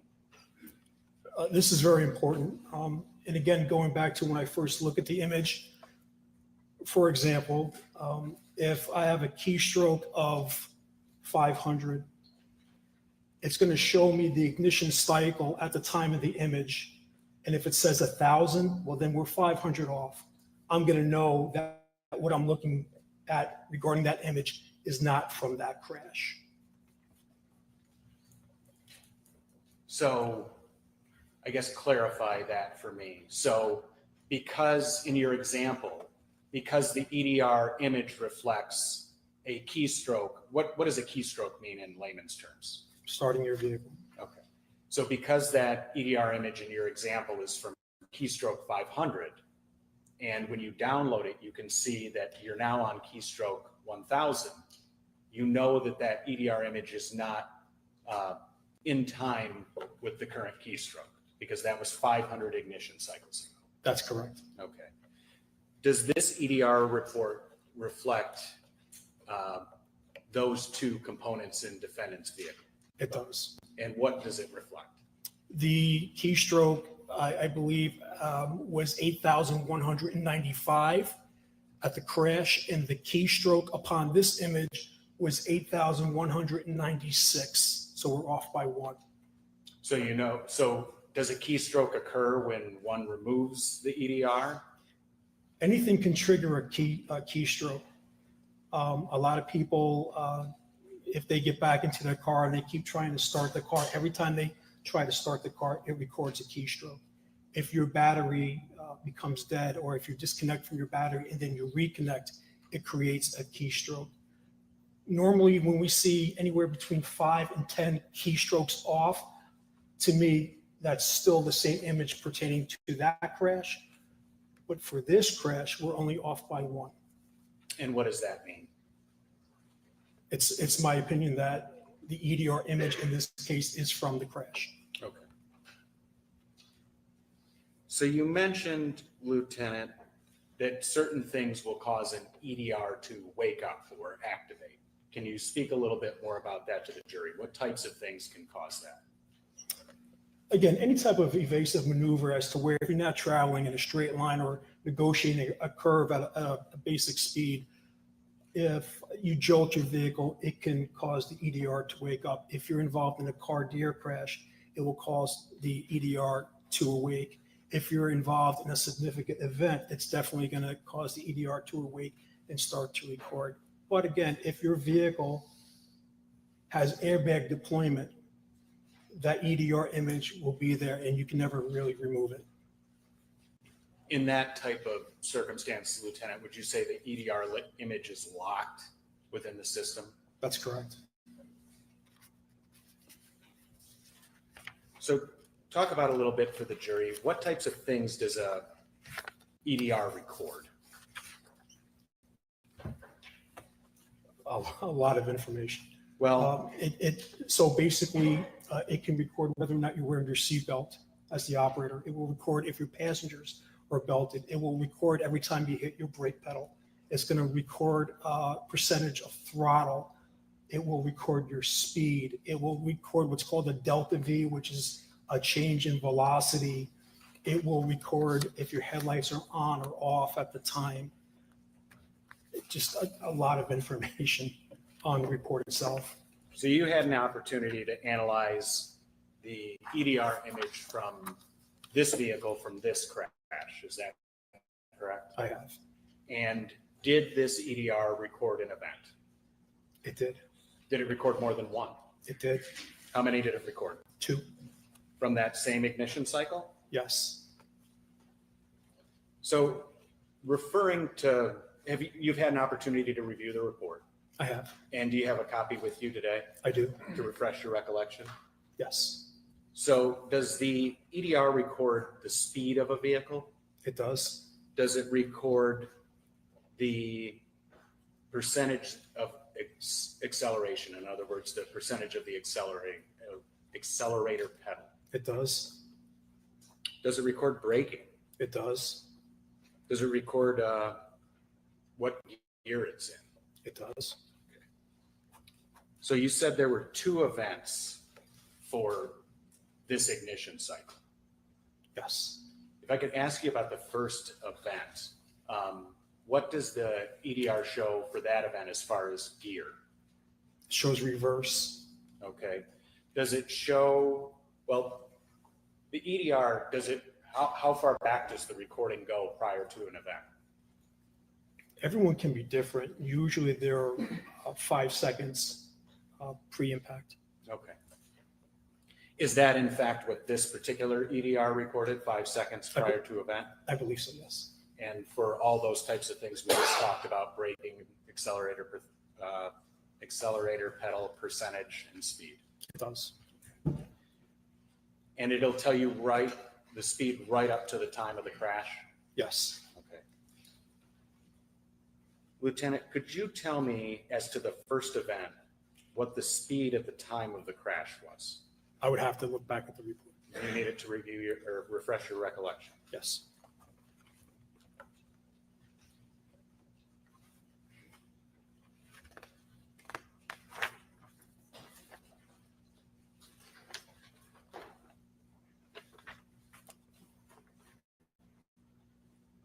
At the point of impact, it was 13.8 miles per hour, Okay. And what was the accelerator pedal percentage?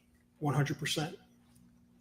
So aside from just, I don't want to say just, but aside from analyzing this report, you're familiar with the full scope of this investigation, is that correct? I am.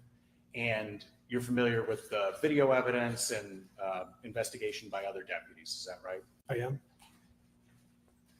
That crash that's recorded by the EDR, can you equate to the jury what real life event that memorialized? Looking at the image itself, the operator of the vehicle for the first event had the vehicle in reverse and went into like a U-shaped motion and then crashed into another motor vehicle. But that first crash, there was no airbag deployment, but it created such an event that the EDR recorded it. And then shortly thereafter, there was another event. Okay. So in the context of all the other information you know about this case, what crash is that EDR event referring to? The very first EDR image? Yes. It's referring to the very first crash, motor vehicle versus motor vehicle. Okay.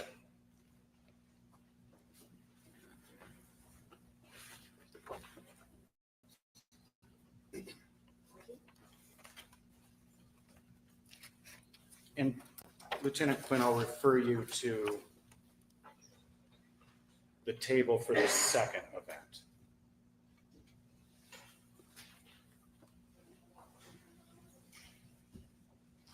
You have that? I do. In that event, first of all, the EDR recorded it. It did. And it recorded back 5 seconds from the time of the crash. Is that right? That's correct. And in reviewing the entirety of the EDR image and the investigation, what crash does this reflect? This image reflects the vehicle striking the building. Okay. Can you tell at the time of the crash whether or not the braking system was engaged? Yes. Was it? No. Can you tell at the time of the crash what the accelerator pedal percentage was? 96.6. What does that mean to you in terms of real life, in terms of what someone's doing in a vehicle? The pedals to the floor. And can you tell me, Lieutenant, 5 seconds prior to the crash, what was the vehicle's speed? 29.5 miles per hour. How about at 4 seconds prior? 30.3 miles per hour. 3 seconds prior?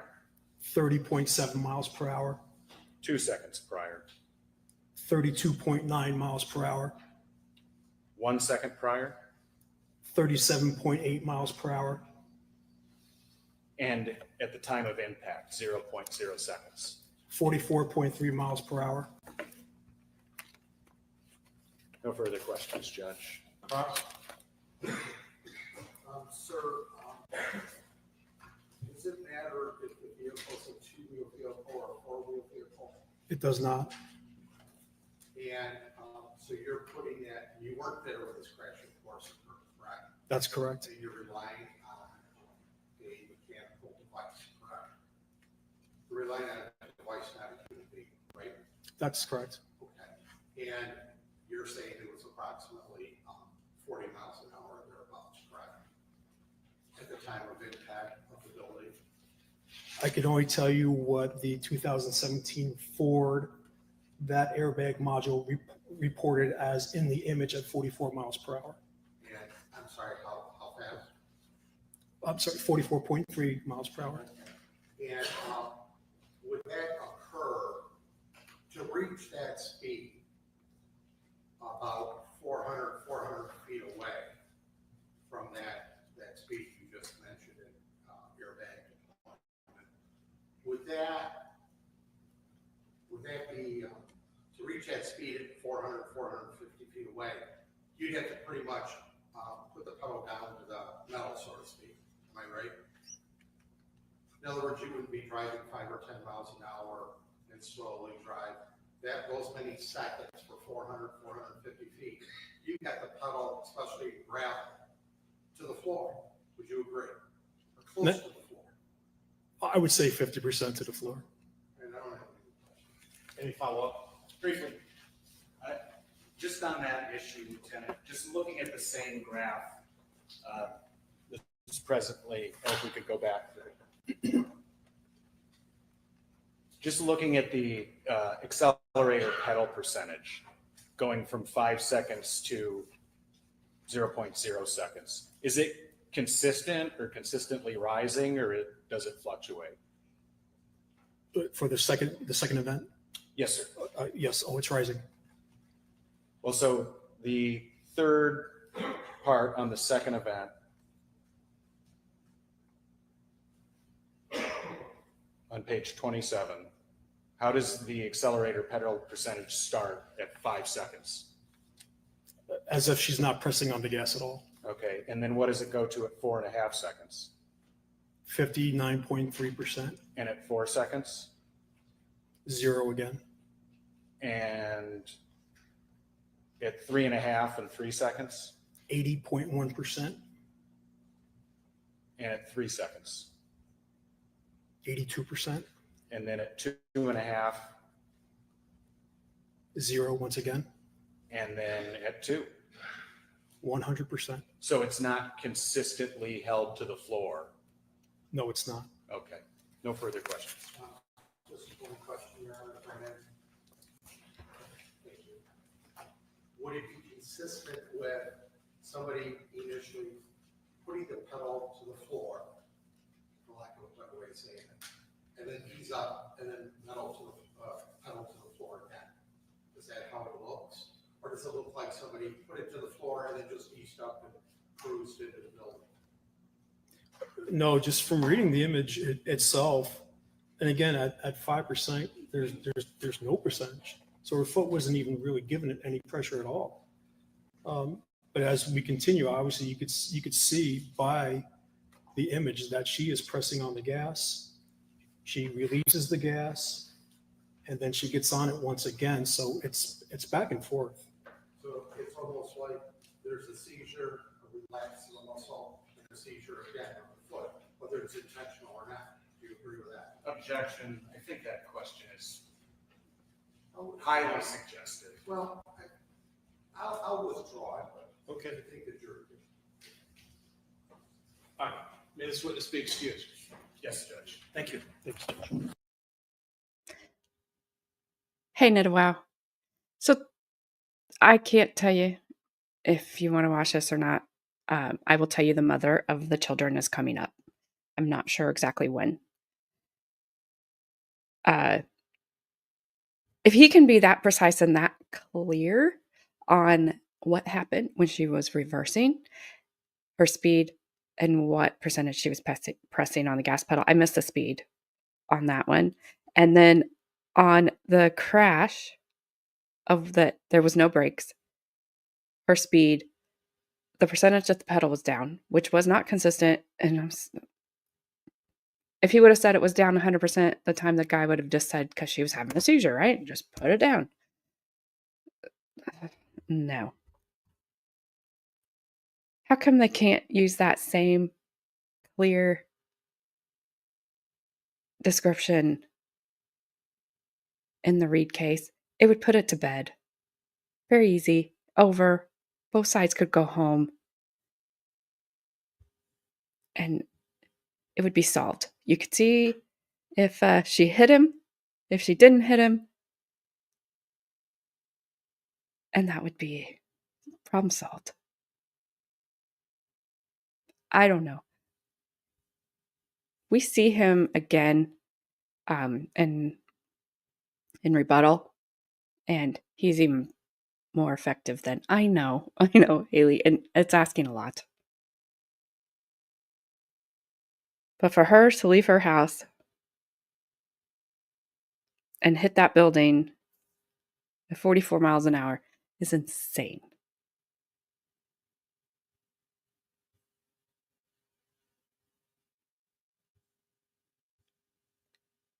So I don't know.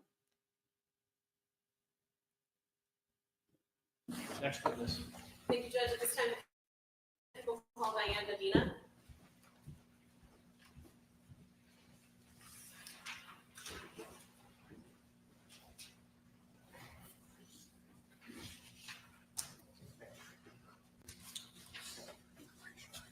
Do you solemnly swear or affirm that the testimony you're about to give in this matter before the court shall be the truth, the whole truth, nothing but the truth, so help you God? I do.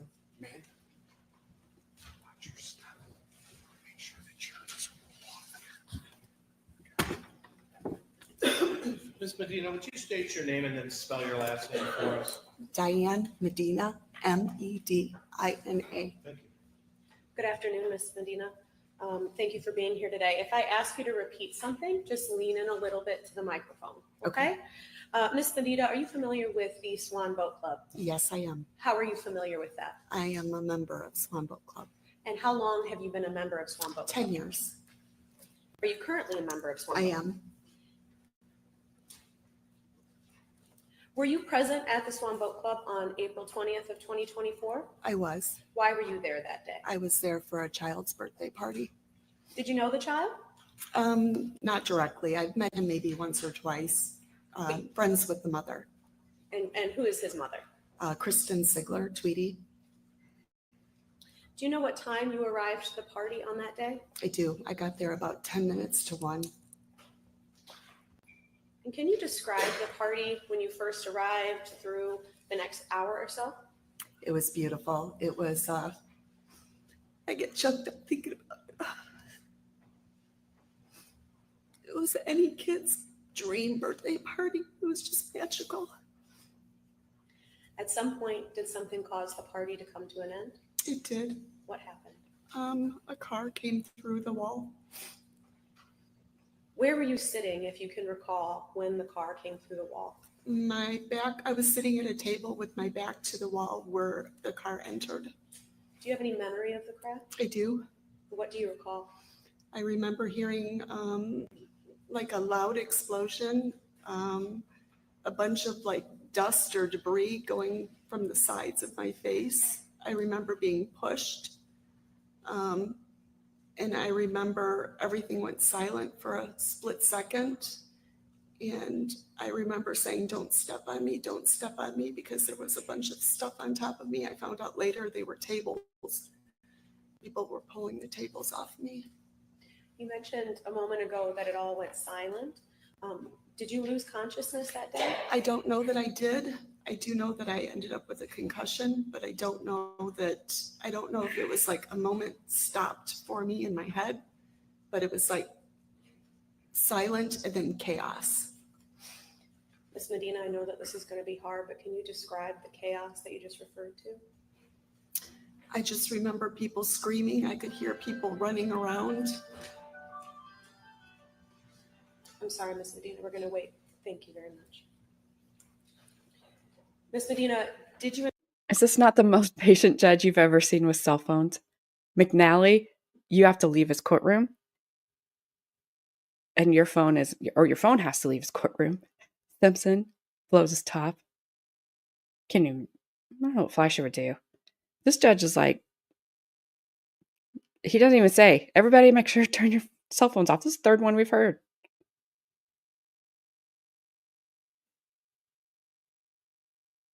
Did you incur any injuries as a result of this incident on April 20th of 2024? I did. Can you just briefly list for the jury some of the injuries that you incurred?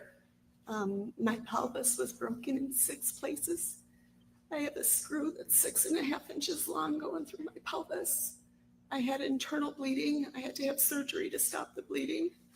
I had to have a blood transfusion, a concussion, like I said.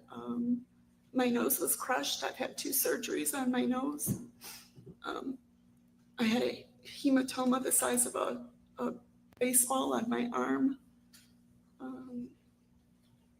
My tibia was fractured. I found that out later once I started walking. I think that's all I can remember. Okay. And I know you mentioned a loss of consciousness or something. You weren't sure if that was the case. Did you ultimately get diagnosed with a closed head injury? I did. Okay. And I don't know how much you can elaborate on that, but just based off of your medical treatment, what, if any, treatment have you sought regarding that closed head injury? I had to go to speech therapy. Have you had any memory loss? I did. I had a little bit of memory loss, but it was during conversations, I would lose my train of thought in the middle of a conversation, and I had to find my words. On the day of April 20th, 24, do you recall if you were taken to the hospital? I was. Okay, what hospital were you initially taken to? Originally, I was taken to Monroe. And did you stay at Monroe? I did not. Where did you go, if you recall? I was taken by ambulance to Toledo because it was a trauma hospital. Do you know how long you were in the hospital for? I was in the hospital for a total of 17 days, 10 in Toledo and 7 in a rehab facility. And so from Toledo, were you discharged to that rehab facility? By ambulance, yes. Now, Ms. Medina, you went through a list of the injuries that you incurred. As you sit here today, what injuries are you currently still dealing with? I just recently had, I believe it's called an EMG, and I had 2 tests done on my nerve because I'm having nerve pain in my right leg. We're not sure if it's caused from the accident nerve damage or from the screw that's going through my pelvis. Obviously, we watched you walk in here today. You're able to walk? I am able to walk, but it does hurt to walk. Every step hurts. Was there a period of time when you were not able to be mobile? Yes, for 3 months. Do you have trouble? I know you said every step hurts. Do you have trouble sitting for long periods of time? I have to, not, I do, but you kind of, shift, yes. This might sound like a silly question, but prior to the crash, did you suffer from any of these injuries? No, I did not. Did it hurt to walk prior to this crash? No, it did not. Are you in any pain at the moment? Right now, no.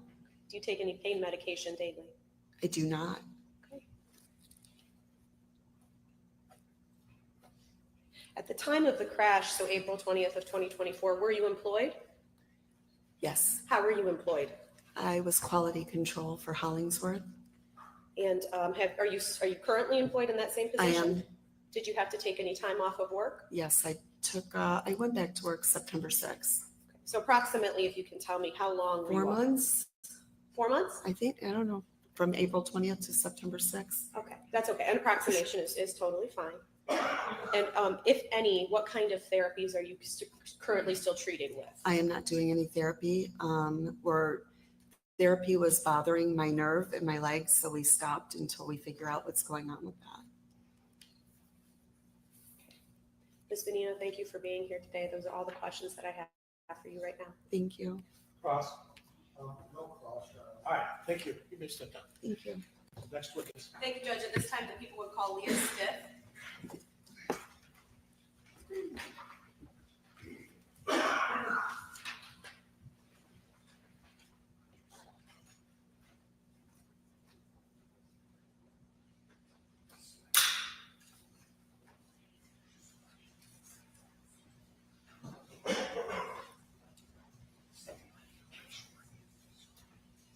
solemnly swear or affirm that the testimony you're about to give in this matter before the court shall be the truth, the whole truth, and nothing but the truth, so help you God?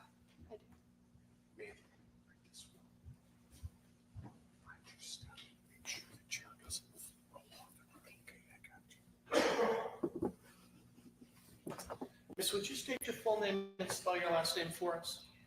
That is going to be Leah Stith, and that's spelled Stith. Thank you. Good afternoon, Leah. Thank you for being here today. If I tell you to say something again, it's just because the microphone needs to pick you up. Okay? I know you speak softly. Leah, are you familiar with the Swan Boat Club? Absolutely. How are you familiar with the Swan Boat Club? Me and my family have been going to that boat club for about 9 to 10 years. Were you present at the boat club on the date of April 20th, 2024? Yes. And what brought you to the boat club that day? It was my little cousin's second birthday. So you knew the birthday boy? Yeah. And that was your cousin? Yeah, definitely. Do you know what time you arrived to the party that day? I want to say around 1:30. I'm not completely sure. And can you describe the party? What it looked like when you arrived? If anybody knows Tweety, they know she can throw a little kid's birthday party. It was beautiful. There was just circus decorations everywhere. Everyone was having a good time. At some point, did something happen that caused the party to end? Yes. What happened?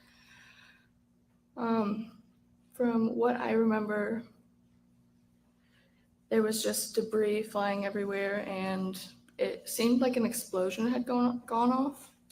And that's what I just assumed because of how much havoc was going on. But when I had woken up, I couldn't physically move. So I just heard everything around me. Do you remember if you lost consciousness? Yes, I did. At some point, did you come to realize whether it was an explosion that caused the party to stop? Once I was able to move, I could only move my leg and my neck. It was probably just shock, but once I could move my neck, I looked over and saw the car through the building. Yeah, I know you mentioned that you lost consciousness. Did you have any other injuries as a result of this crash? Yes, I had 3 broken ribs, a punctured lung, a broken sternum, a giant hematoma on my head, as well as a concussion, and severe PTSD. On the date of April 20th, 2024, do you remember if you were taken to the hospital? Yes, I was. Okay, do you remember what hospital you were taken to? That was, they may have renamed it now, but Triton Beaumont at the time. And did you have a stay at the hospital? Yes. How long were you there for, if you can recall? About 3 days. I want to say 2 nights, 3 days. And I know you went through a list of injuries, but how are your injuries as you sit here today? Physically, I am doing okay. I still have random aches and things along those lines, and I am in the gym all the time, so I feel like not secure doing certain movements just in case something's not right in my body, which that's an everyday thing for me. Mentally, that's a whole nother story. I don't drive myself places very often now. I'm very afraid of getting in cars, especially when others are driving.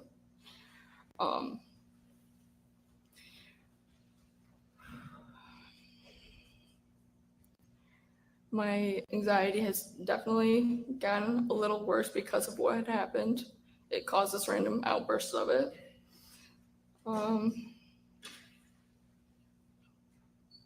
Going along with the PTSD, anytime I'm in a car, I have like slight panic attacks.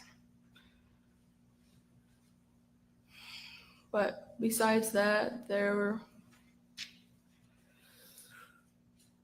were no lasting injuries besides mental. Were you employed as of April 20th, 2024? Yes, I was. And where were you employed? I was employed at the Taylor Ford dealership. Okay. And I know you've since moved out of state since then, but as a result of this incident, were you off of work for any period of time? I was off of work for a few months, and then I started doing part-time. It got a little overwhelming because I was working with cars constantly. And considering every time I'm in a vehicle, I get severe anxiety, I just try to avoid driving, but I recently decided to get a new job, try and forget what had happened. Prior to the incident, do you know how much you were working at Taylor Ford? How many hours a week? 50 plus. And then after this incident, you said you went down part-time? Yeah, and I was doing maybe 15, 20 hours a week. Leah, how old were you at the time that this accident occurred? I was 18. Thank you for being here. That's all I have for you right now. Cross exam? All right, thank you. You may step down. Next witness, Judge, people call Mariah Dodds.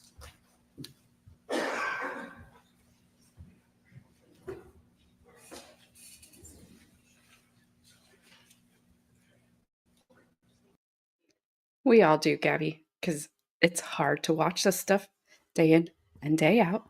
And that's why some people, we're not their cup of tea. And they put hexes on us.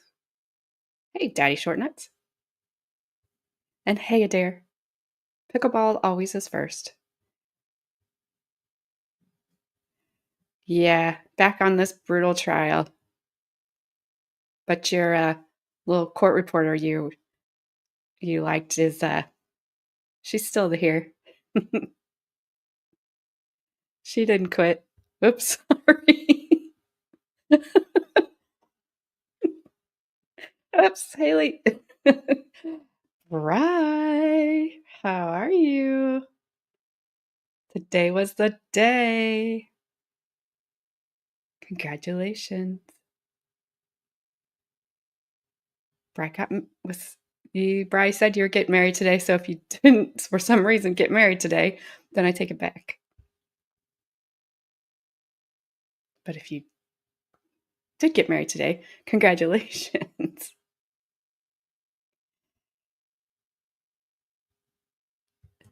Yep, I agree, Carmen. And she worked at a car dealership. I mean, how much trauma could you have? That's where you go to work every day. And you worked at a Ford dealership, and it was a Ford Edge that drove through the building. Awesome, Bri. I mean, it only took you 36 years, but you guys, you did it. You guys did it. That's what matters. Finally. You finally did it.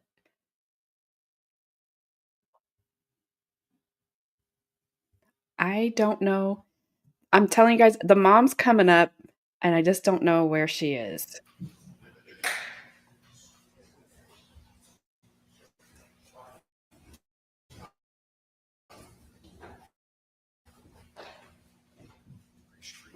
Do you solemnly swear or affirm that the testimony you are about to give in this matter before the court shall be the truth, the whole truth, and nothing but the truth, so help you God? I do. Ma'am?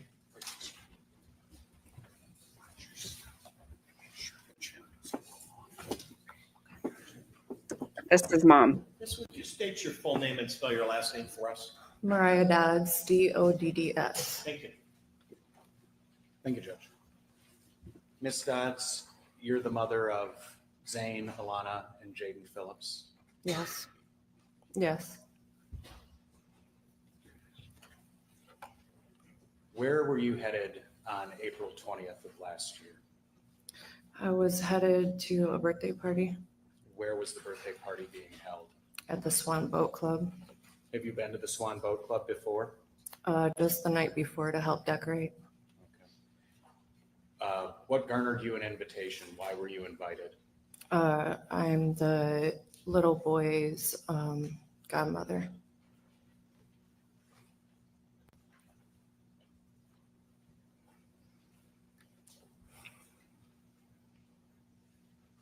And that was because of your relationship with Kristen Sigler at the time? Yes. Do you know what time you arrived at the birthday party? It was approximately at 2:08 p.m.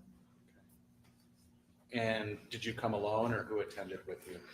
No, I had my mother, my 3 children, Jaden, Alana, Zane, and my nephew, Edward Smothers.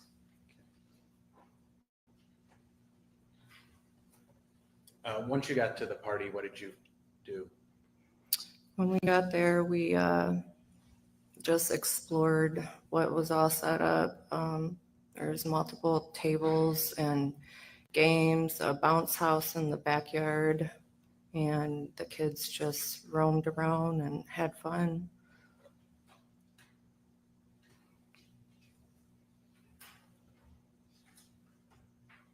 At some point, did you tell the kids it was time to eat? Yes. And you didn't arrive till 2:05, so do you know roughly what time it was that you said it was time for lunch? It was close by 2:50 p.m. because it was right after Happy Birthday was sang.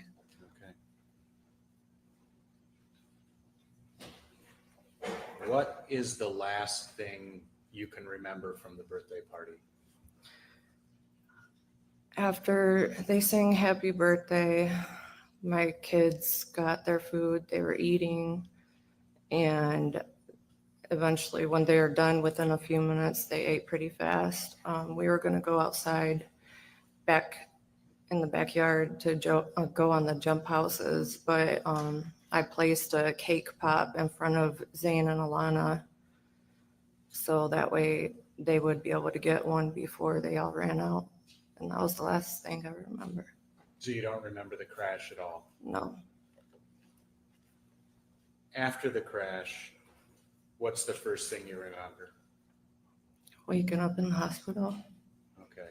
Do you have any recollection of the boat club after the crash at all? No, just I remember trying to open my eyes and it was black, like I was asleep or something, and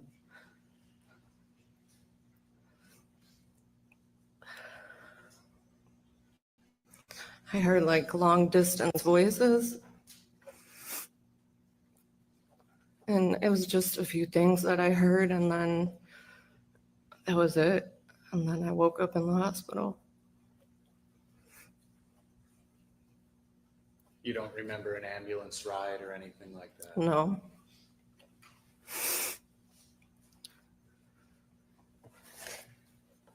The first time you woke up in the hospital, what was your condition? I was choking on the tube that was in my throat. You had a intubation, a breathing tube down your A throat? ventilator. And then I was asleep. And then I woke up again.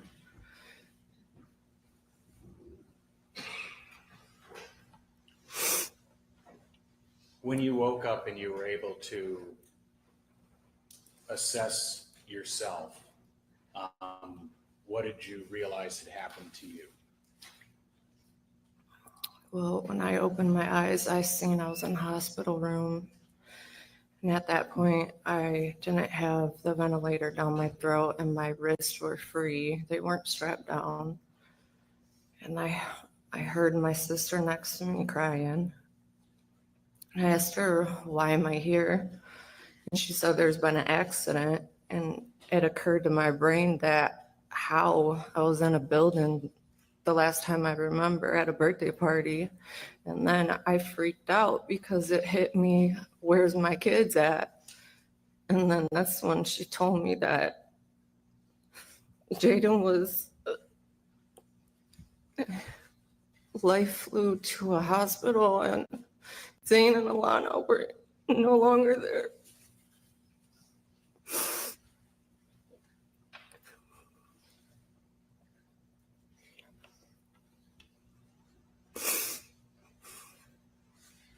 And you're in the hospital. Yes. Do you know what position you were in at that time physically? When she told me, I started to freak out. I wanted to jump up, but I couldn't. I was hooked up to so many wires and machines, and at that time I didn't feel no physical pain because of all the medication they were pumping through me.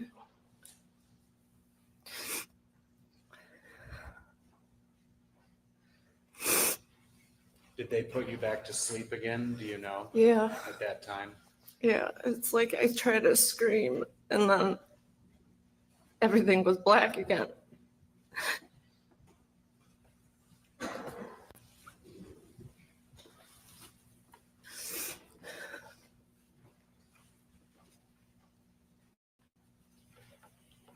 At some point when you had an opportunity to gather yourself, were you able to learn what injuries you had suffered? Yes. What were those, Mariah? I had a punctured lung, broken ribs, a broken shoulder blade, a hematoma on my pelvic. My chin was busted open. My lip was busted open. I had mouth injuries resulting in losing a tooth and nerve damage throughout my face because of my teeth. Do you know, by the time you were able to wake up and comprehend all this, how long you had been in the hospital under sedation? No, just of what my family told me. It was days, though. I didn't wake up till the next day after the accident. And I got released from the hospital 4 days after the accident.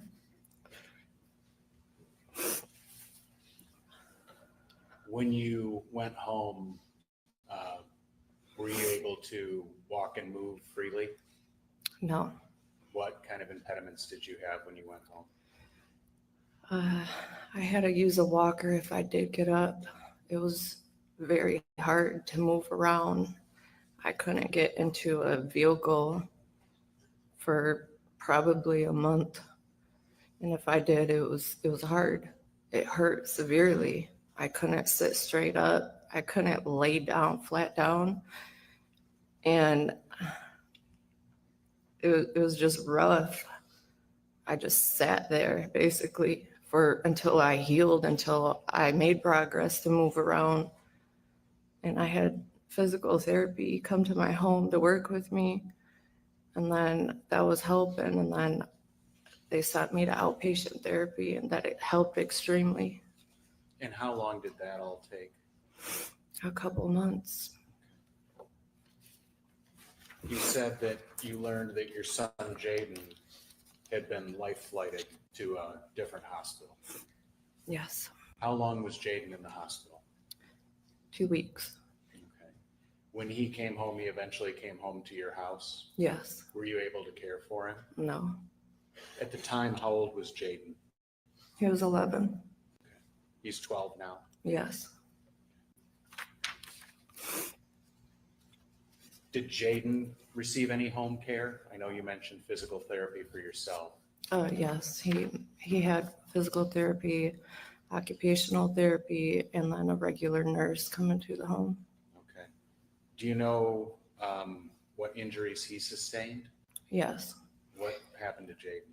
He had multiple broken bones that consisted of his wrist, his fingers. He had a broken pelvis, his legs. He had a big gash in the back of his head. He also had a punctured lung, broken ribs, Did and he a have to have- concussion. Did he have to have surgery? Yes. Do you know what part of his body he had to have surgery on? His femur, his legs. How long, well, first I'll ask this way. Jaden's not going to come testify today. No. Is Jaden able to walk and get around today? Yes. How long did it take for him to be able to do that? Many months. I can't even give an exact time frame.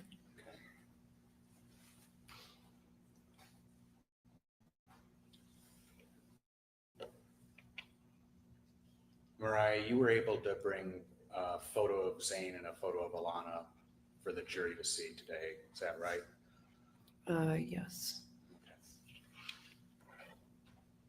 Mariah, are those your children? Yes. No further questions, Judge. Cross.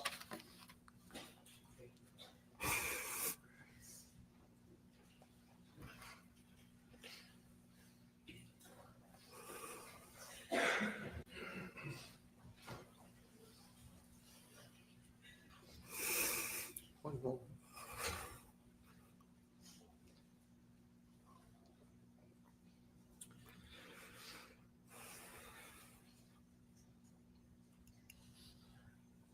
Very sorry.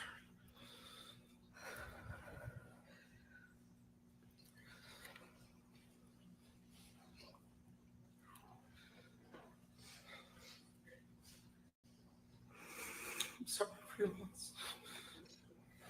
I lost my son in September.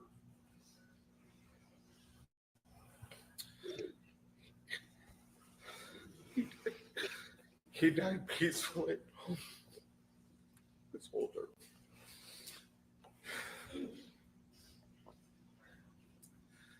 And every time I work on your case, I think you. And I think of your children. You have my deepest sympathy. And I'm human. Might be a defense attorney, but I'm human. And you seem like a much stronger person than me. It's hard. My prayers are with you and your family.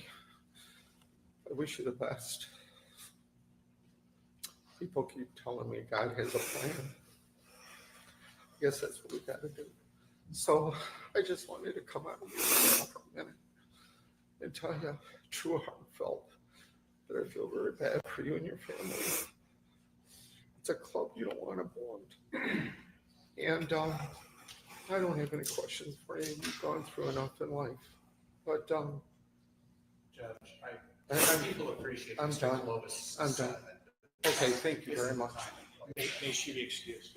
Yes. Thank you, which means you're able to stay if you wish. I'm sympathetic towards him and his loss, but that was completely inappropriate, in my opinion. I've never seen anybody do that. Oh my gosh, my red nose is driving me nuts. I didn't think that was a time or the place for it. Talk to her later. I thought that was horrible. Maybe it was just me, because my son, he and I watched that, and he's like, well, he is still human, Mom. Like, stop giving me my own advice. I know he's still human. That was the inappropriate time to go up to that poor woman and do that to her. Hello, Dill. You probably came in at a good time because you just missed the mom testifying in this horrible trial. Yeah, it bugged me. Like, it made me mad because I thought that was unfair to put her in that position. I thought the state was nice, kind of let him go. Like, where are you going with this? And then realized he wasn't really going like, if you want to talk to her and you want to talk like, hey, I understand where you're at. Sorry, I am the defense attorney. I don't have anything against defense attorneys. I've defended defense attorneys, but it just, I don't know. Yeah. He was doing really good. He was doing really well. didn't ask anybody any questions about their injuries. Don't do that. Don't ask, like, did you, think she had a seizure?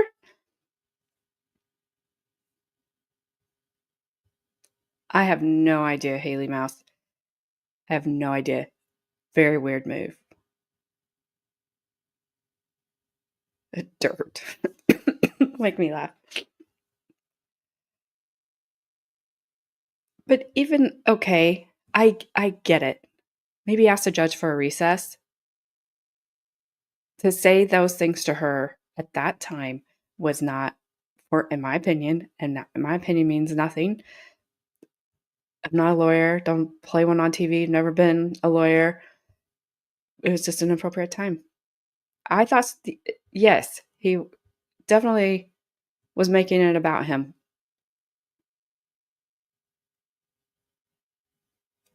And do it in court is odd. Completely agree. Yes, that wasn't in remembrance of these children. Well, and he was talking about his. I don't know what he passed away from. He said it was peaceful. I don't know, but it wasn't the time.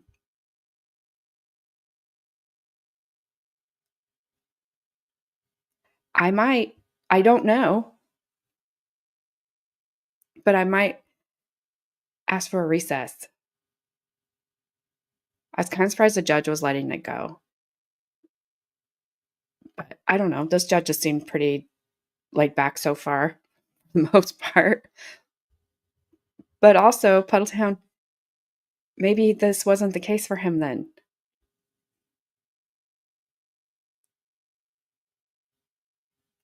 Like you said, he understands it. And I had zero problem with that part of it. That's what he kept going. And then he just kept going. Like, no, ask a question. That's what you're there to do.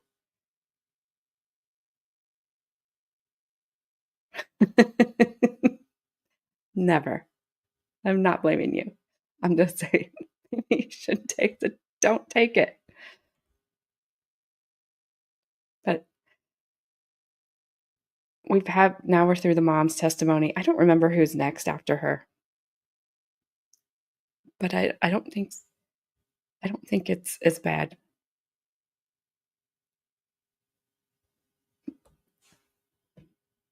I'm gonna cough.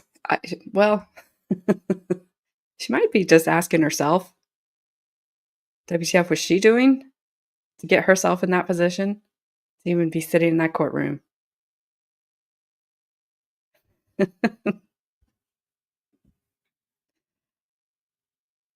don't know what's up with her here.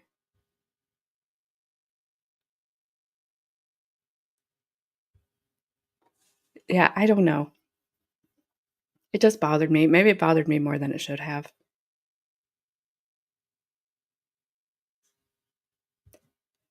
%, Carmen. 100%.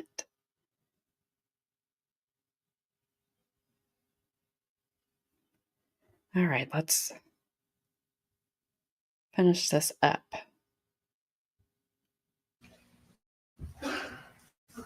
Hey, Bill, would you come up for a second, please? I'm not calling him a liar. Don't say he's acting, but he did get his composure pretty good when the state said that's enough. Maybe. I don't know, Daddy Short Nuts. I don't know. Maybe I'm just becoming hard-hearted in my old age. Maybe. That's curly hair without product. That's been brushed. Ooh, yowie. If that's what you want to do, Puddletown, do it to your heart's content. I will have zero problems with it.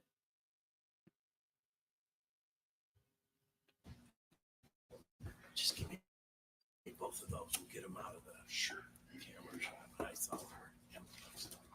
Thank you. Who'd he want out of the camera shot?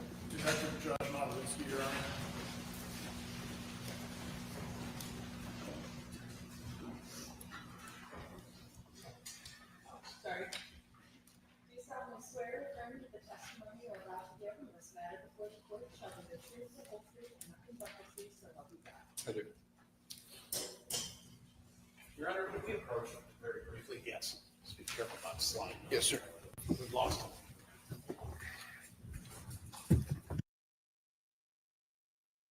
Oh, well, good. Stay on her for that. Oh my gosh. Ooh, that's because those are sweet. Sweet drinks don't make for a good morning. And most of the time, not for a good night either. Yuck. Yikes.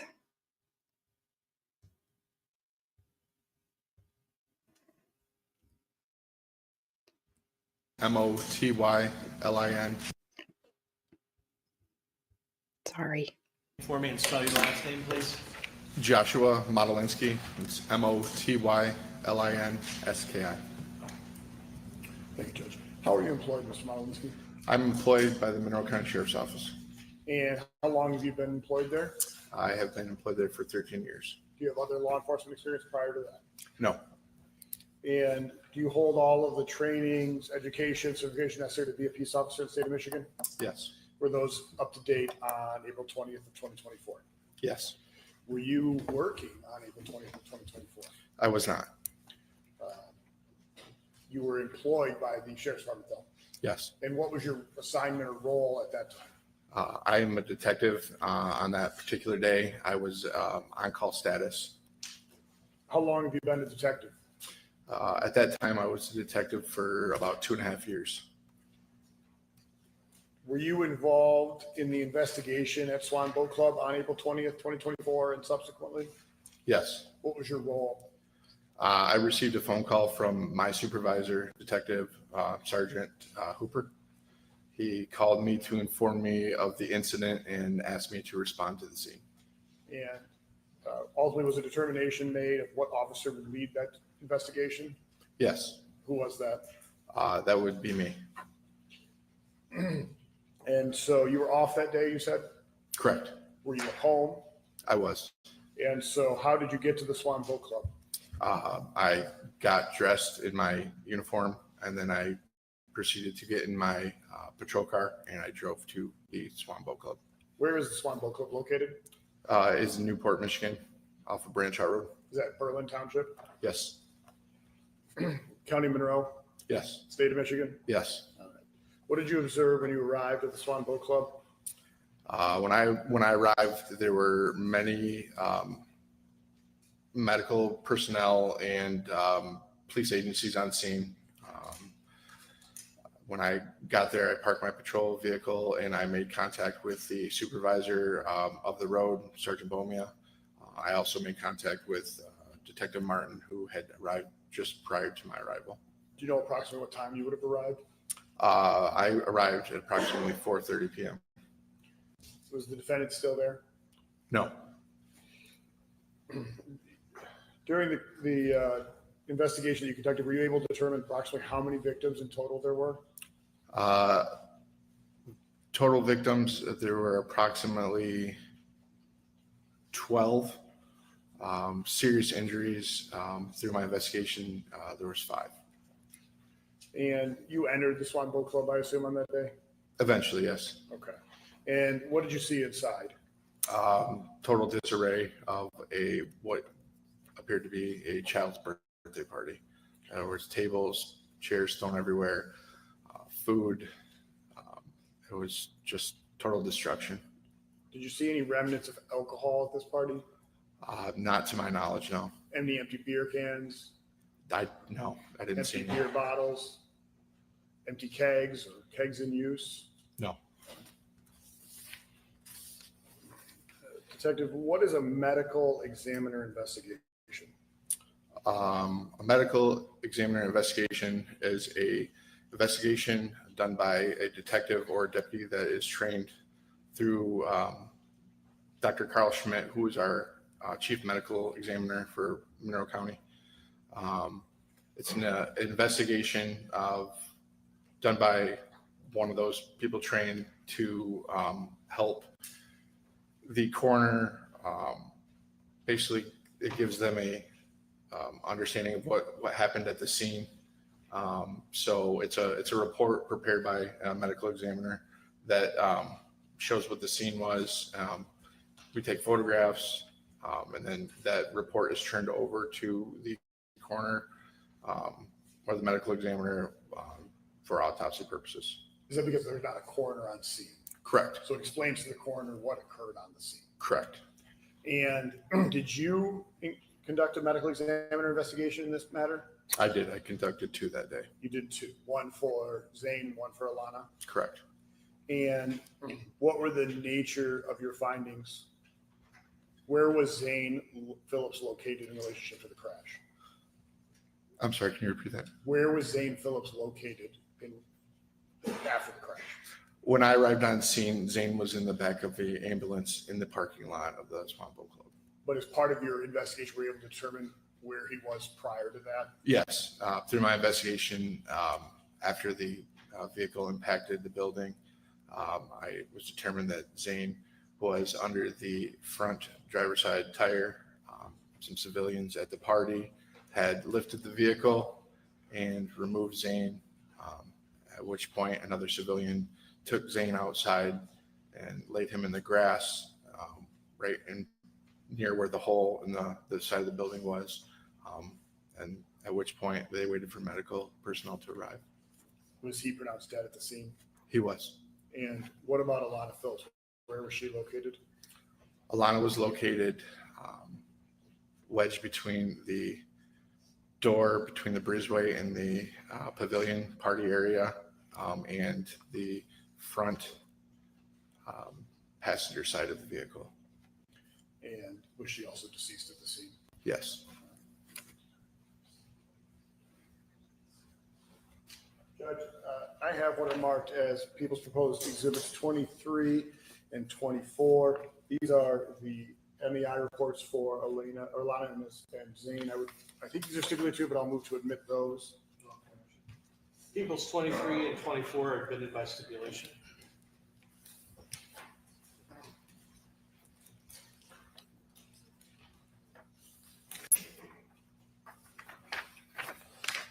And similarly, Judge, Exhibits 26 and 28, I believe are stipulated too. These are the ME reports.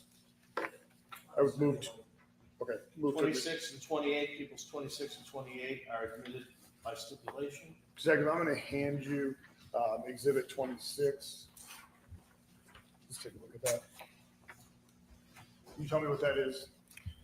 This is a case summary on the death of Alana Grace Phillips. And can you please proffer to the jury the cause and manner of death for Alana?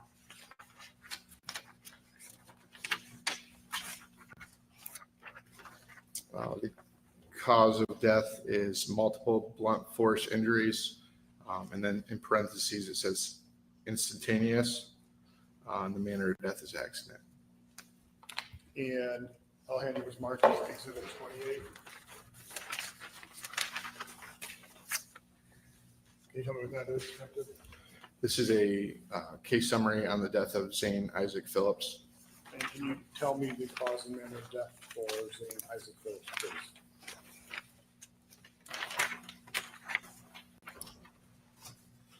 The cause of death is multiple blunt force trauma. And then in parentheses, it says seconds - minutes. And the manner of death is accident.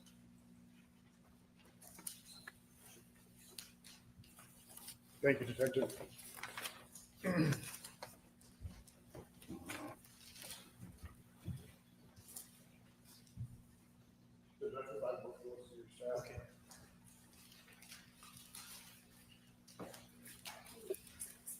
And Detective, as your role as the lead investigator on this matter, were you able to obtain medical records for Mariah Dodds, Diane Medina, Leah Stith, Jaden Phillips, and Edward Smothers? Yes. And Judge, I believe these are stipulated too as well, but for purpose of the record, I move to admit Exhibit 34, medical records for Edward Smothers. Exhibit 33, medical records for Diane Medina. Exhibit 32 is medical records for Jaden Phillips. Exhibit 31 is medical records for Leah Stith. Exhibit 30 is more medical records from Ms. Medina, and Exhibit 29 is medical records from Maria Dodds. All of those exhibits are admitted by stipulation. Thank you, Judge. I mean, it sounds horrible to say they didn't, at least they didn't suffer. I do think the little boy, though, from the testimony we heard from the first day from the woman whose party was throwing the birthday party for her child, I think it was her that said that, I think Jaden, he did live. She was able to talk to him for a minute. He knew who he was. Unless she imagined all that. She did talk to him, and it's not like graphic or anything. You do see her carry him out of the building. You never see the little girl in any of the videos.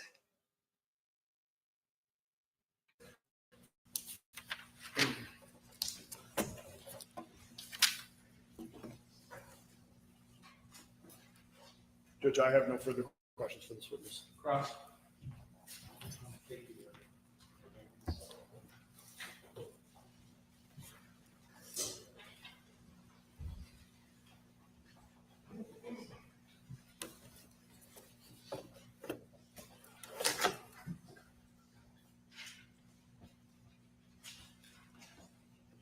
When you were investigating this case generally, right? There wasn't just one section that you investigated. I investigated it as well as multiple other detectives with their department. Okay. But there were multiple areas that you investigated, right? Correct. Okay. Did you have a chance to go execute a search warrant at Vernus? I did. Okay. And how did you come about for information to even think of Vernus? The information was relayed to me through the other deputies' prior investigation before I got there, that she had been to Vernus. Suppose in a nutshell, I say, what was it based on, an affidavit, or what facts that made you think of Vernus and not somebody else's place? I believe the defendant told one of the other deputies that she had been to Vernus. You have to, and I apologize, you have to speak up a little bit more. From the other deputies' investigations, she advised one of the deputies that she had been to Vernus prior to the incident. For lunch? Yes. Okay. And that would have been about what time, do you recall? You based your search warrant on about what time? Noon. Okay. And so did you and or other deputies go out to Vernus and sort of close out the area sort of as a crime scene? Other deputies did. Okay. And would that be like with yellow tape or something, or just, it's private, don't come in? When I got there, there was no yellow tape. It was just, don't come in right now. Okay. All right. And the search warrant in your investigation, you participated that at Verna's bar or whatever it's called. Correct. Okay. And did you talk to somebody there? Is there like a Kelly Ford or somebody? I did not. Detective Sergeant Hooper was with me, who talked to the owner of Vernus. And did your subpoena, were you able to get copies of any receipts that would have been in my client's name? Through a search warrant, I got a receipt. Okay. And what did that receipt show? The receipt indicated that she had purchased some food and one glass of wine. One glass of wine and some food? Correct. Okay. And did you get a chance to talk to anybody that waited on her, served her, such as Kelly Thornton? I did not. Would have Detective Hooper, do you think he did, or don't you know? I'm not sure if it was Detective Hooper or another deputy that was already on scene. Did you have any other proof that my client? Kelly, this was April 20th of last year, so almost a year ago, which sucks. The event was April 20th of last year. The trial was a month ago. Sorry, I'm not sure which one you're asking, but I answered both. Also, when she went to Verna's, she had chili and a fish sandwich. Gabby was fortunate enough to see my original reaction to that because I'm like, who eats chili and fish? Gross. Kelly. This isn't an old one. This is not an old trial. Drink anything else while on the premises? At that time, during the search warrant? During the search warrant? No. Okay. And were you aware that when my client was initially interviewed at the crash scene, that she told one of the investigative officers that she had one glass of wine at lunchtime? Yes. And with Verna's, does that line up with what my client told the officer, with what happened at Verna's, one glass of wine?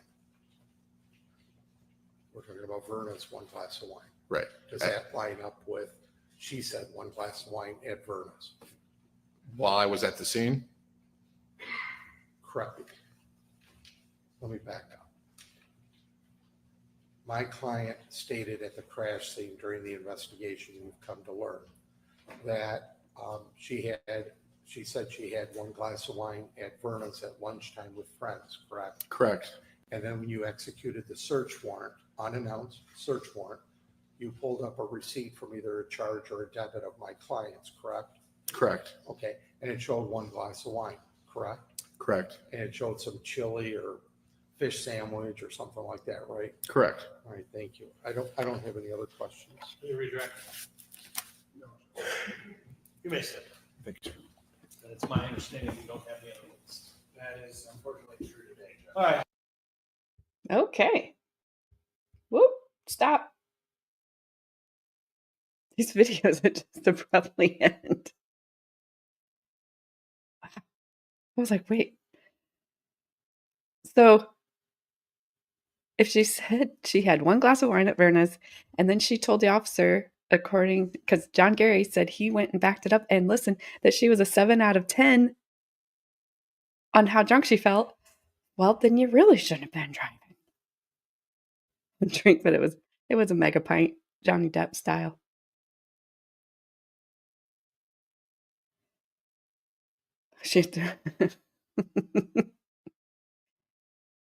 It's not funny. I shouldn't laugh.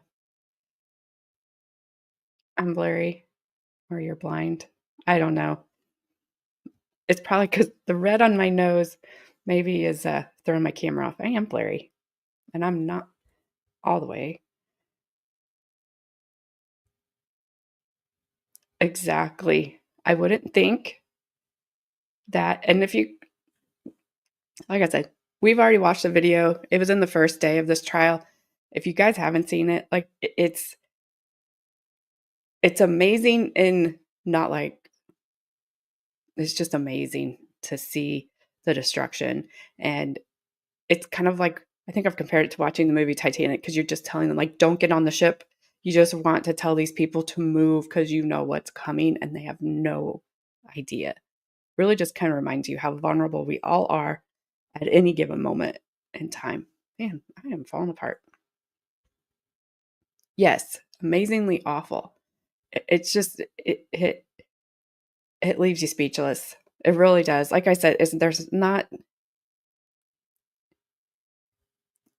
the only, if I had to say anything was graphic in it, not the mom, not the blonde mom, but the first blonde woman to testify about her injuries.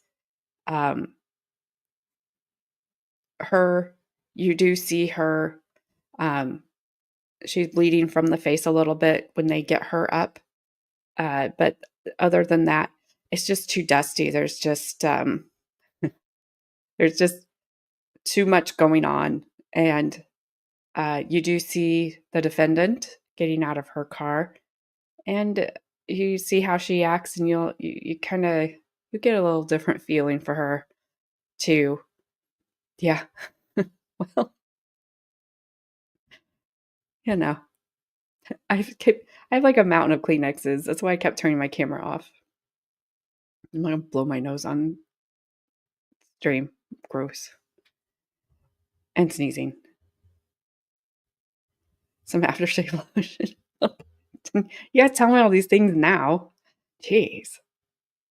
All right, so I will be back Monday to finish up Lori Vallow. What's her charges? You would ask me that. I don't remember off the top of my head, Carmen. Give me a sec. I don't know if this tells me. Sorry, it scared the crap out of me. The sound came on and it scared the crap out of me. um, this channel doesn't say. I don't remember. It may be. It might be in the first on the description of the first video. I don't remember. I will not be back tomorrow, Puddletown. I have my granddaughter, and I will be spending the day with her. Yes, I will do that, Gabby. Thank you. I'll be back. I'll be back.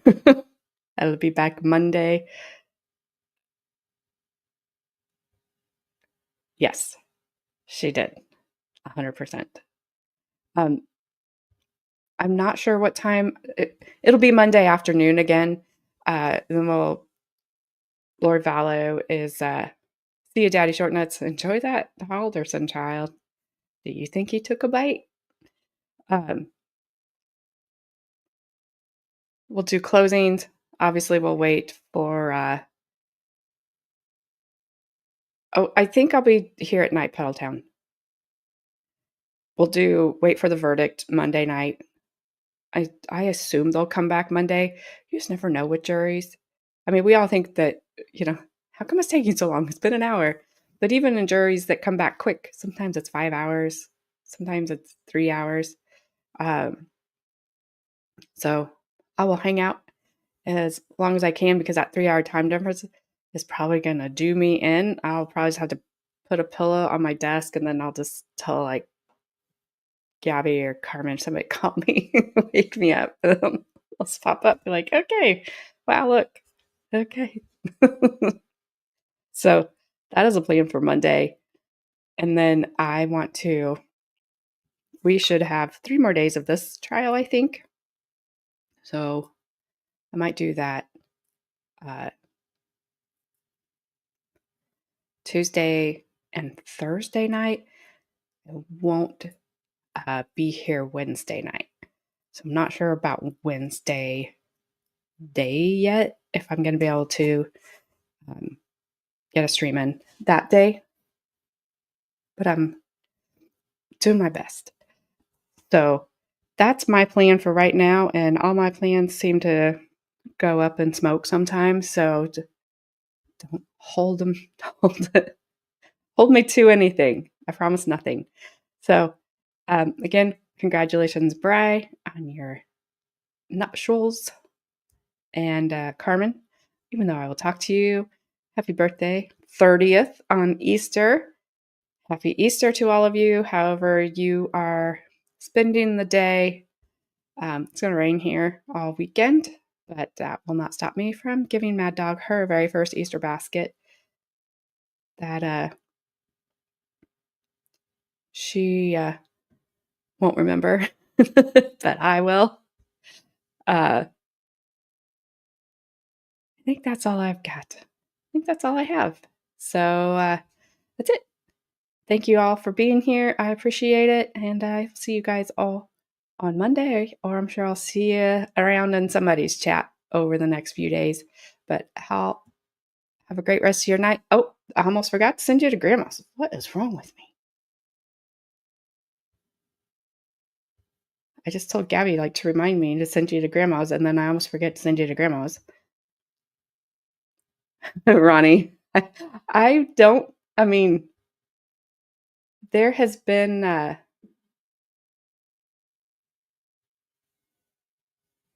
which one is it, Gabby? There's been trials that I did not think should Easter trivia should have taken longer than, the afternoon to deliberate. All right, got it. Thank you, Haley. But it does, and that's just the way juries work. You just never know. I would think they're not going to find Lori innocent, but you just, who knows? They don't know about JJ and Tylee, so they don't know about probably Chad Daybell's wife. They don't know a lot, so maybe they'll give her the benefit of the doubt. I don't know. If they do, then she deserves a stun from her stun belt. And on that, I'll see you guys all later. Sending you to grandma's. So everybody, please just go say hello, and I'll see you guys later.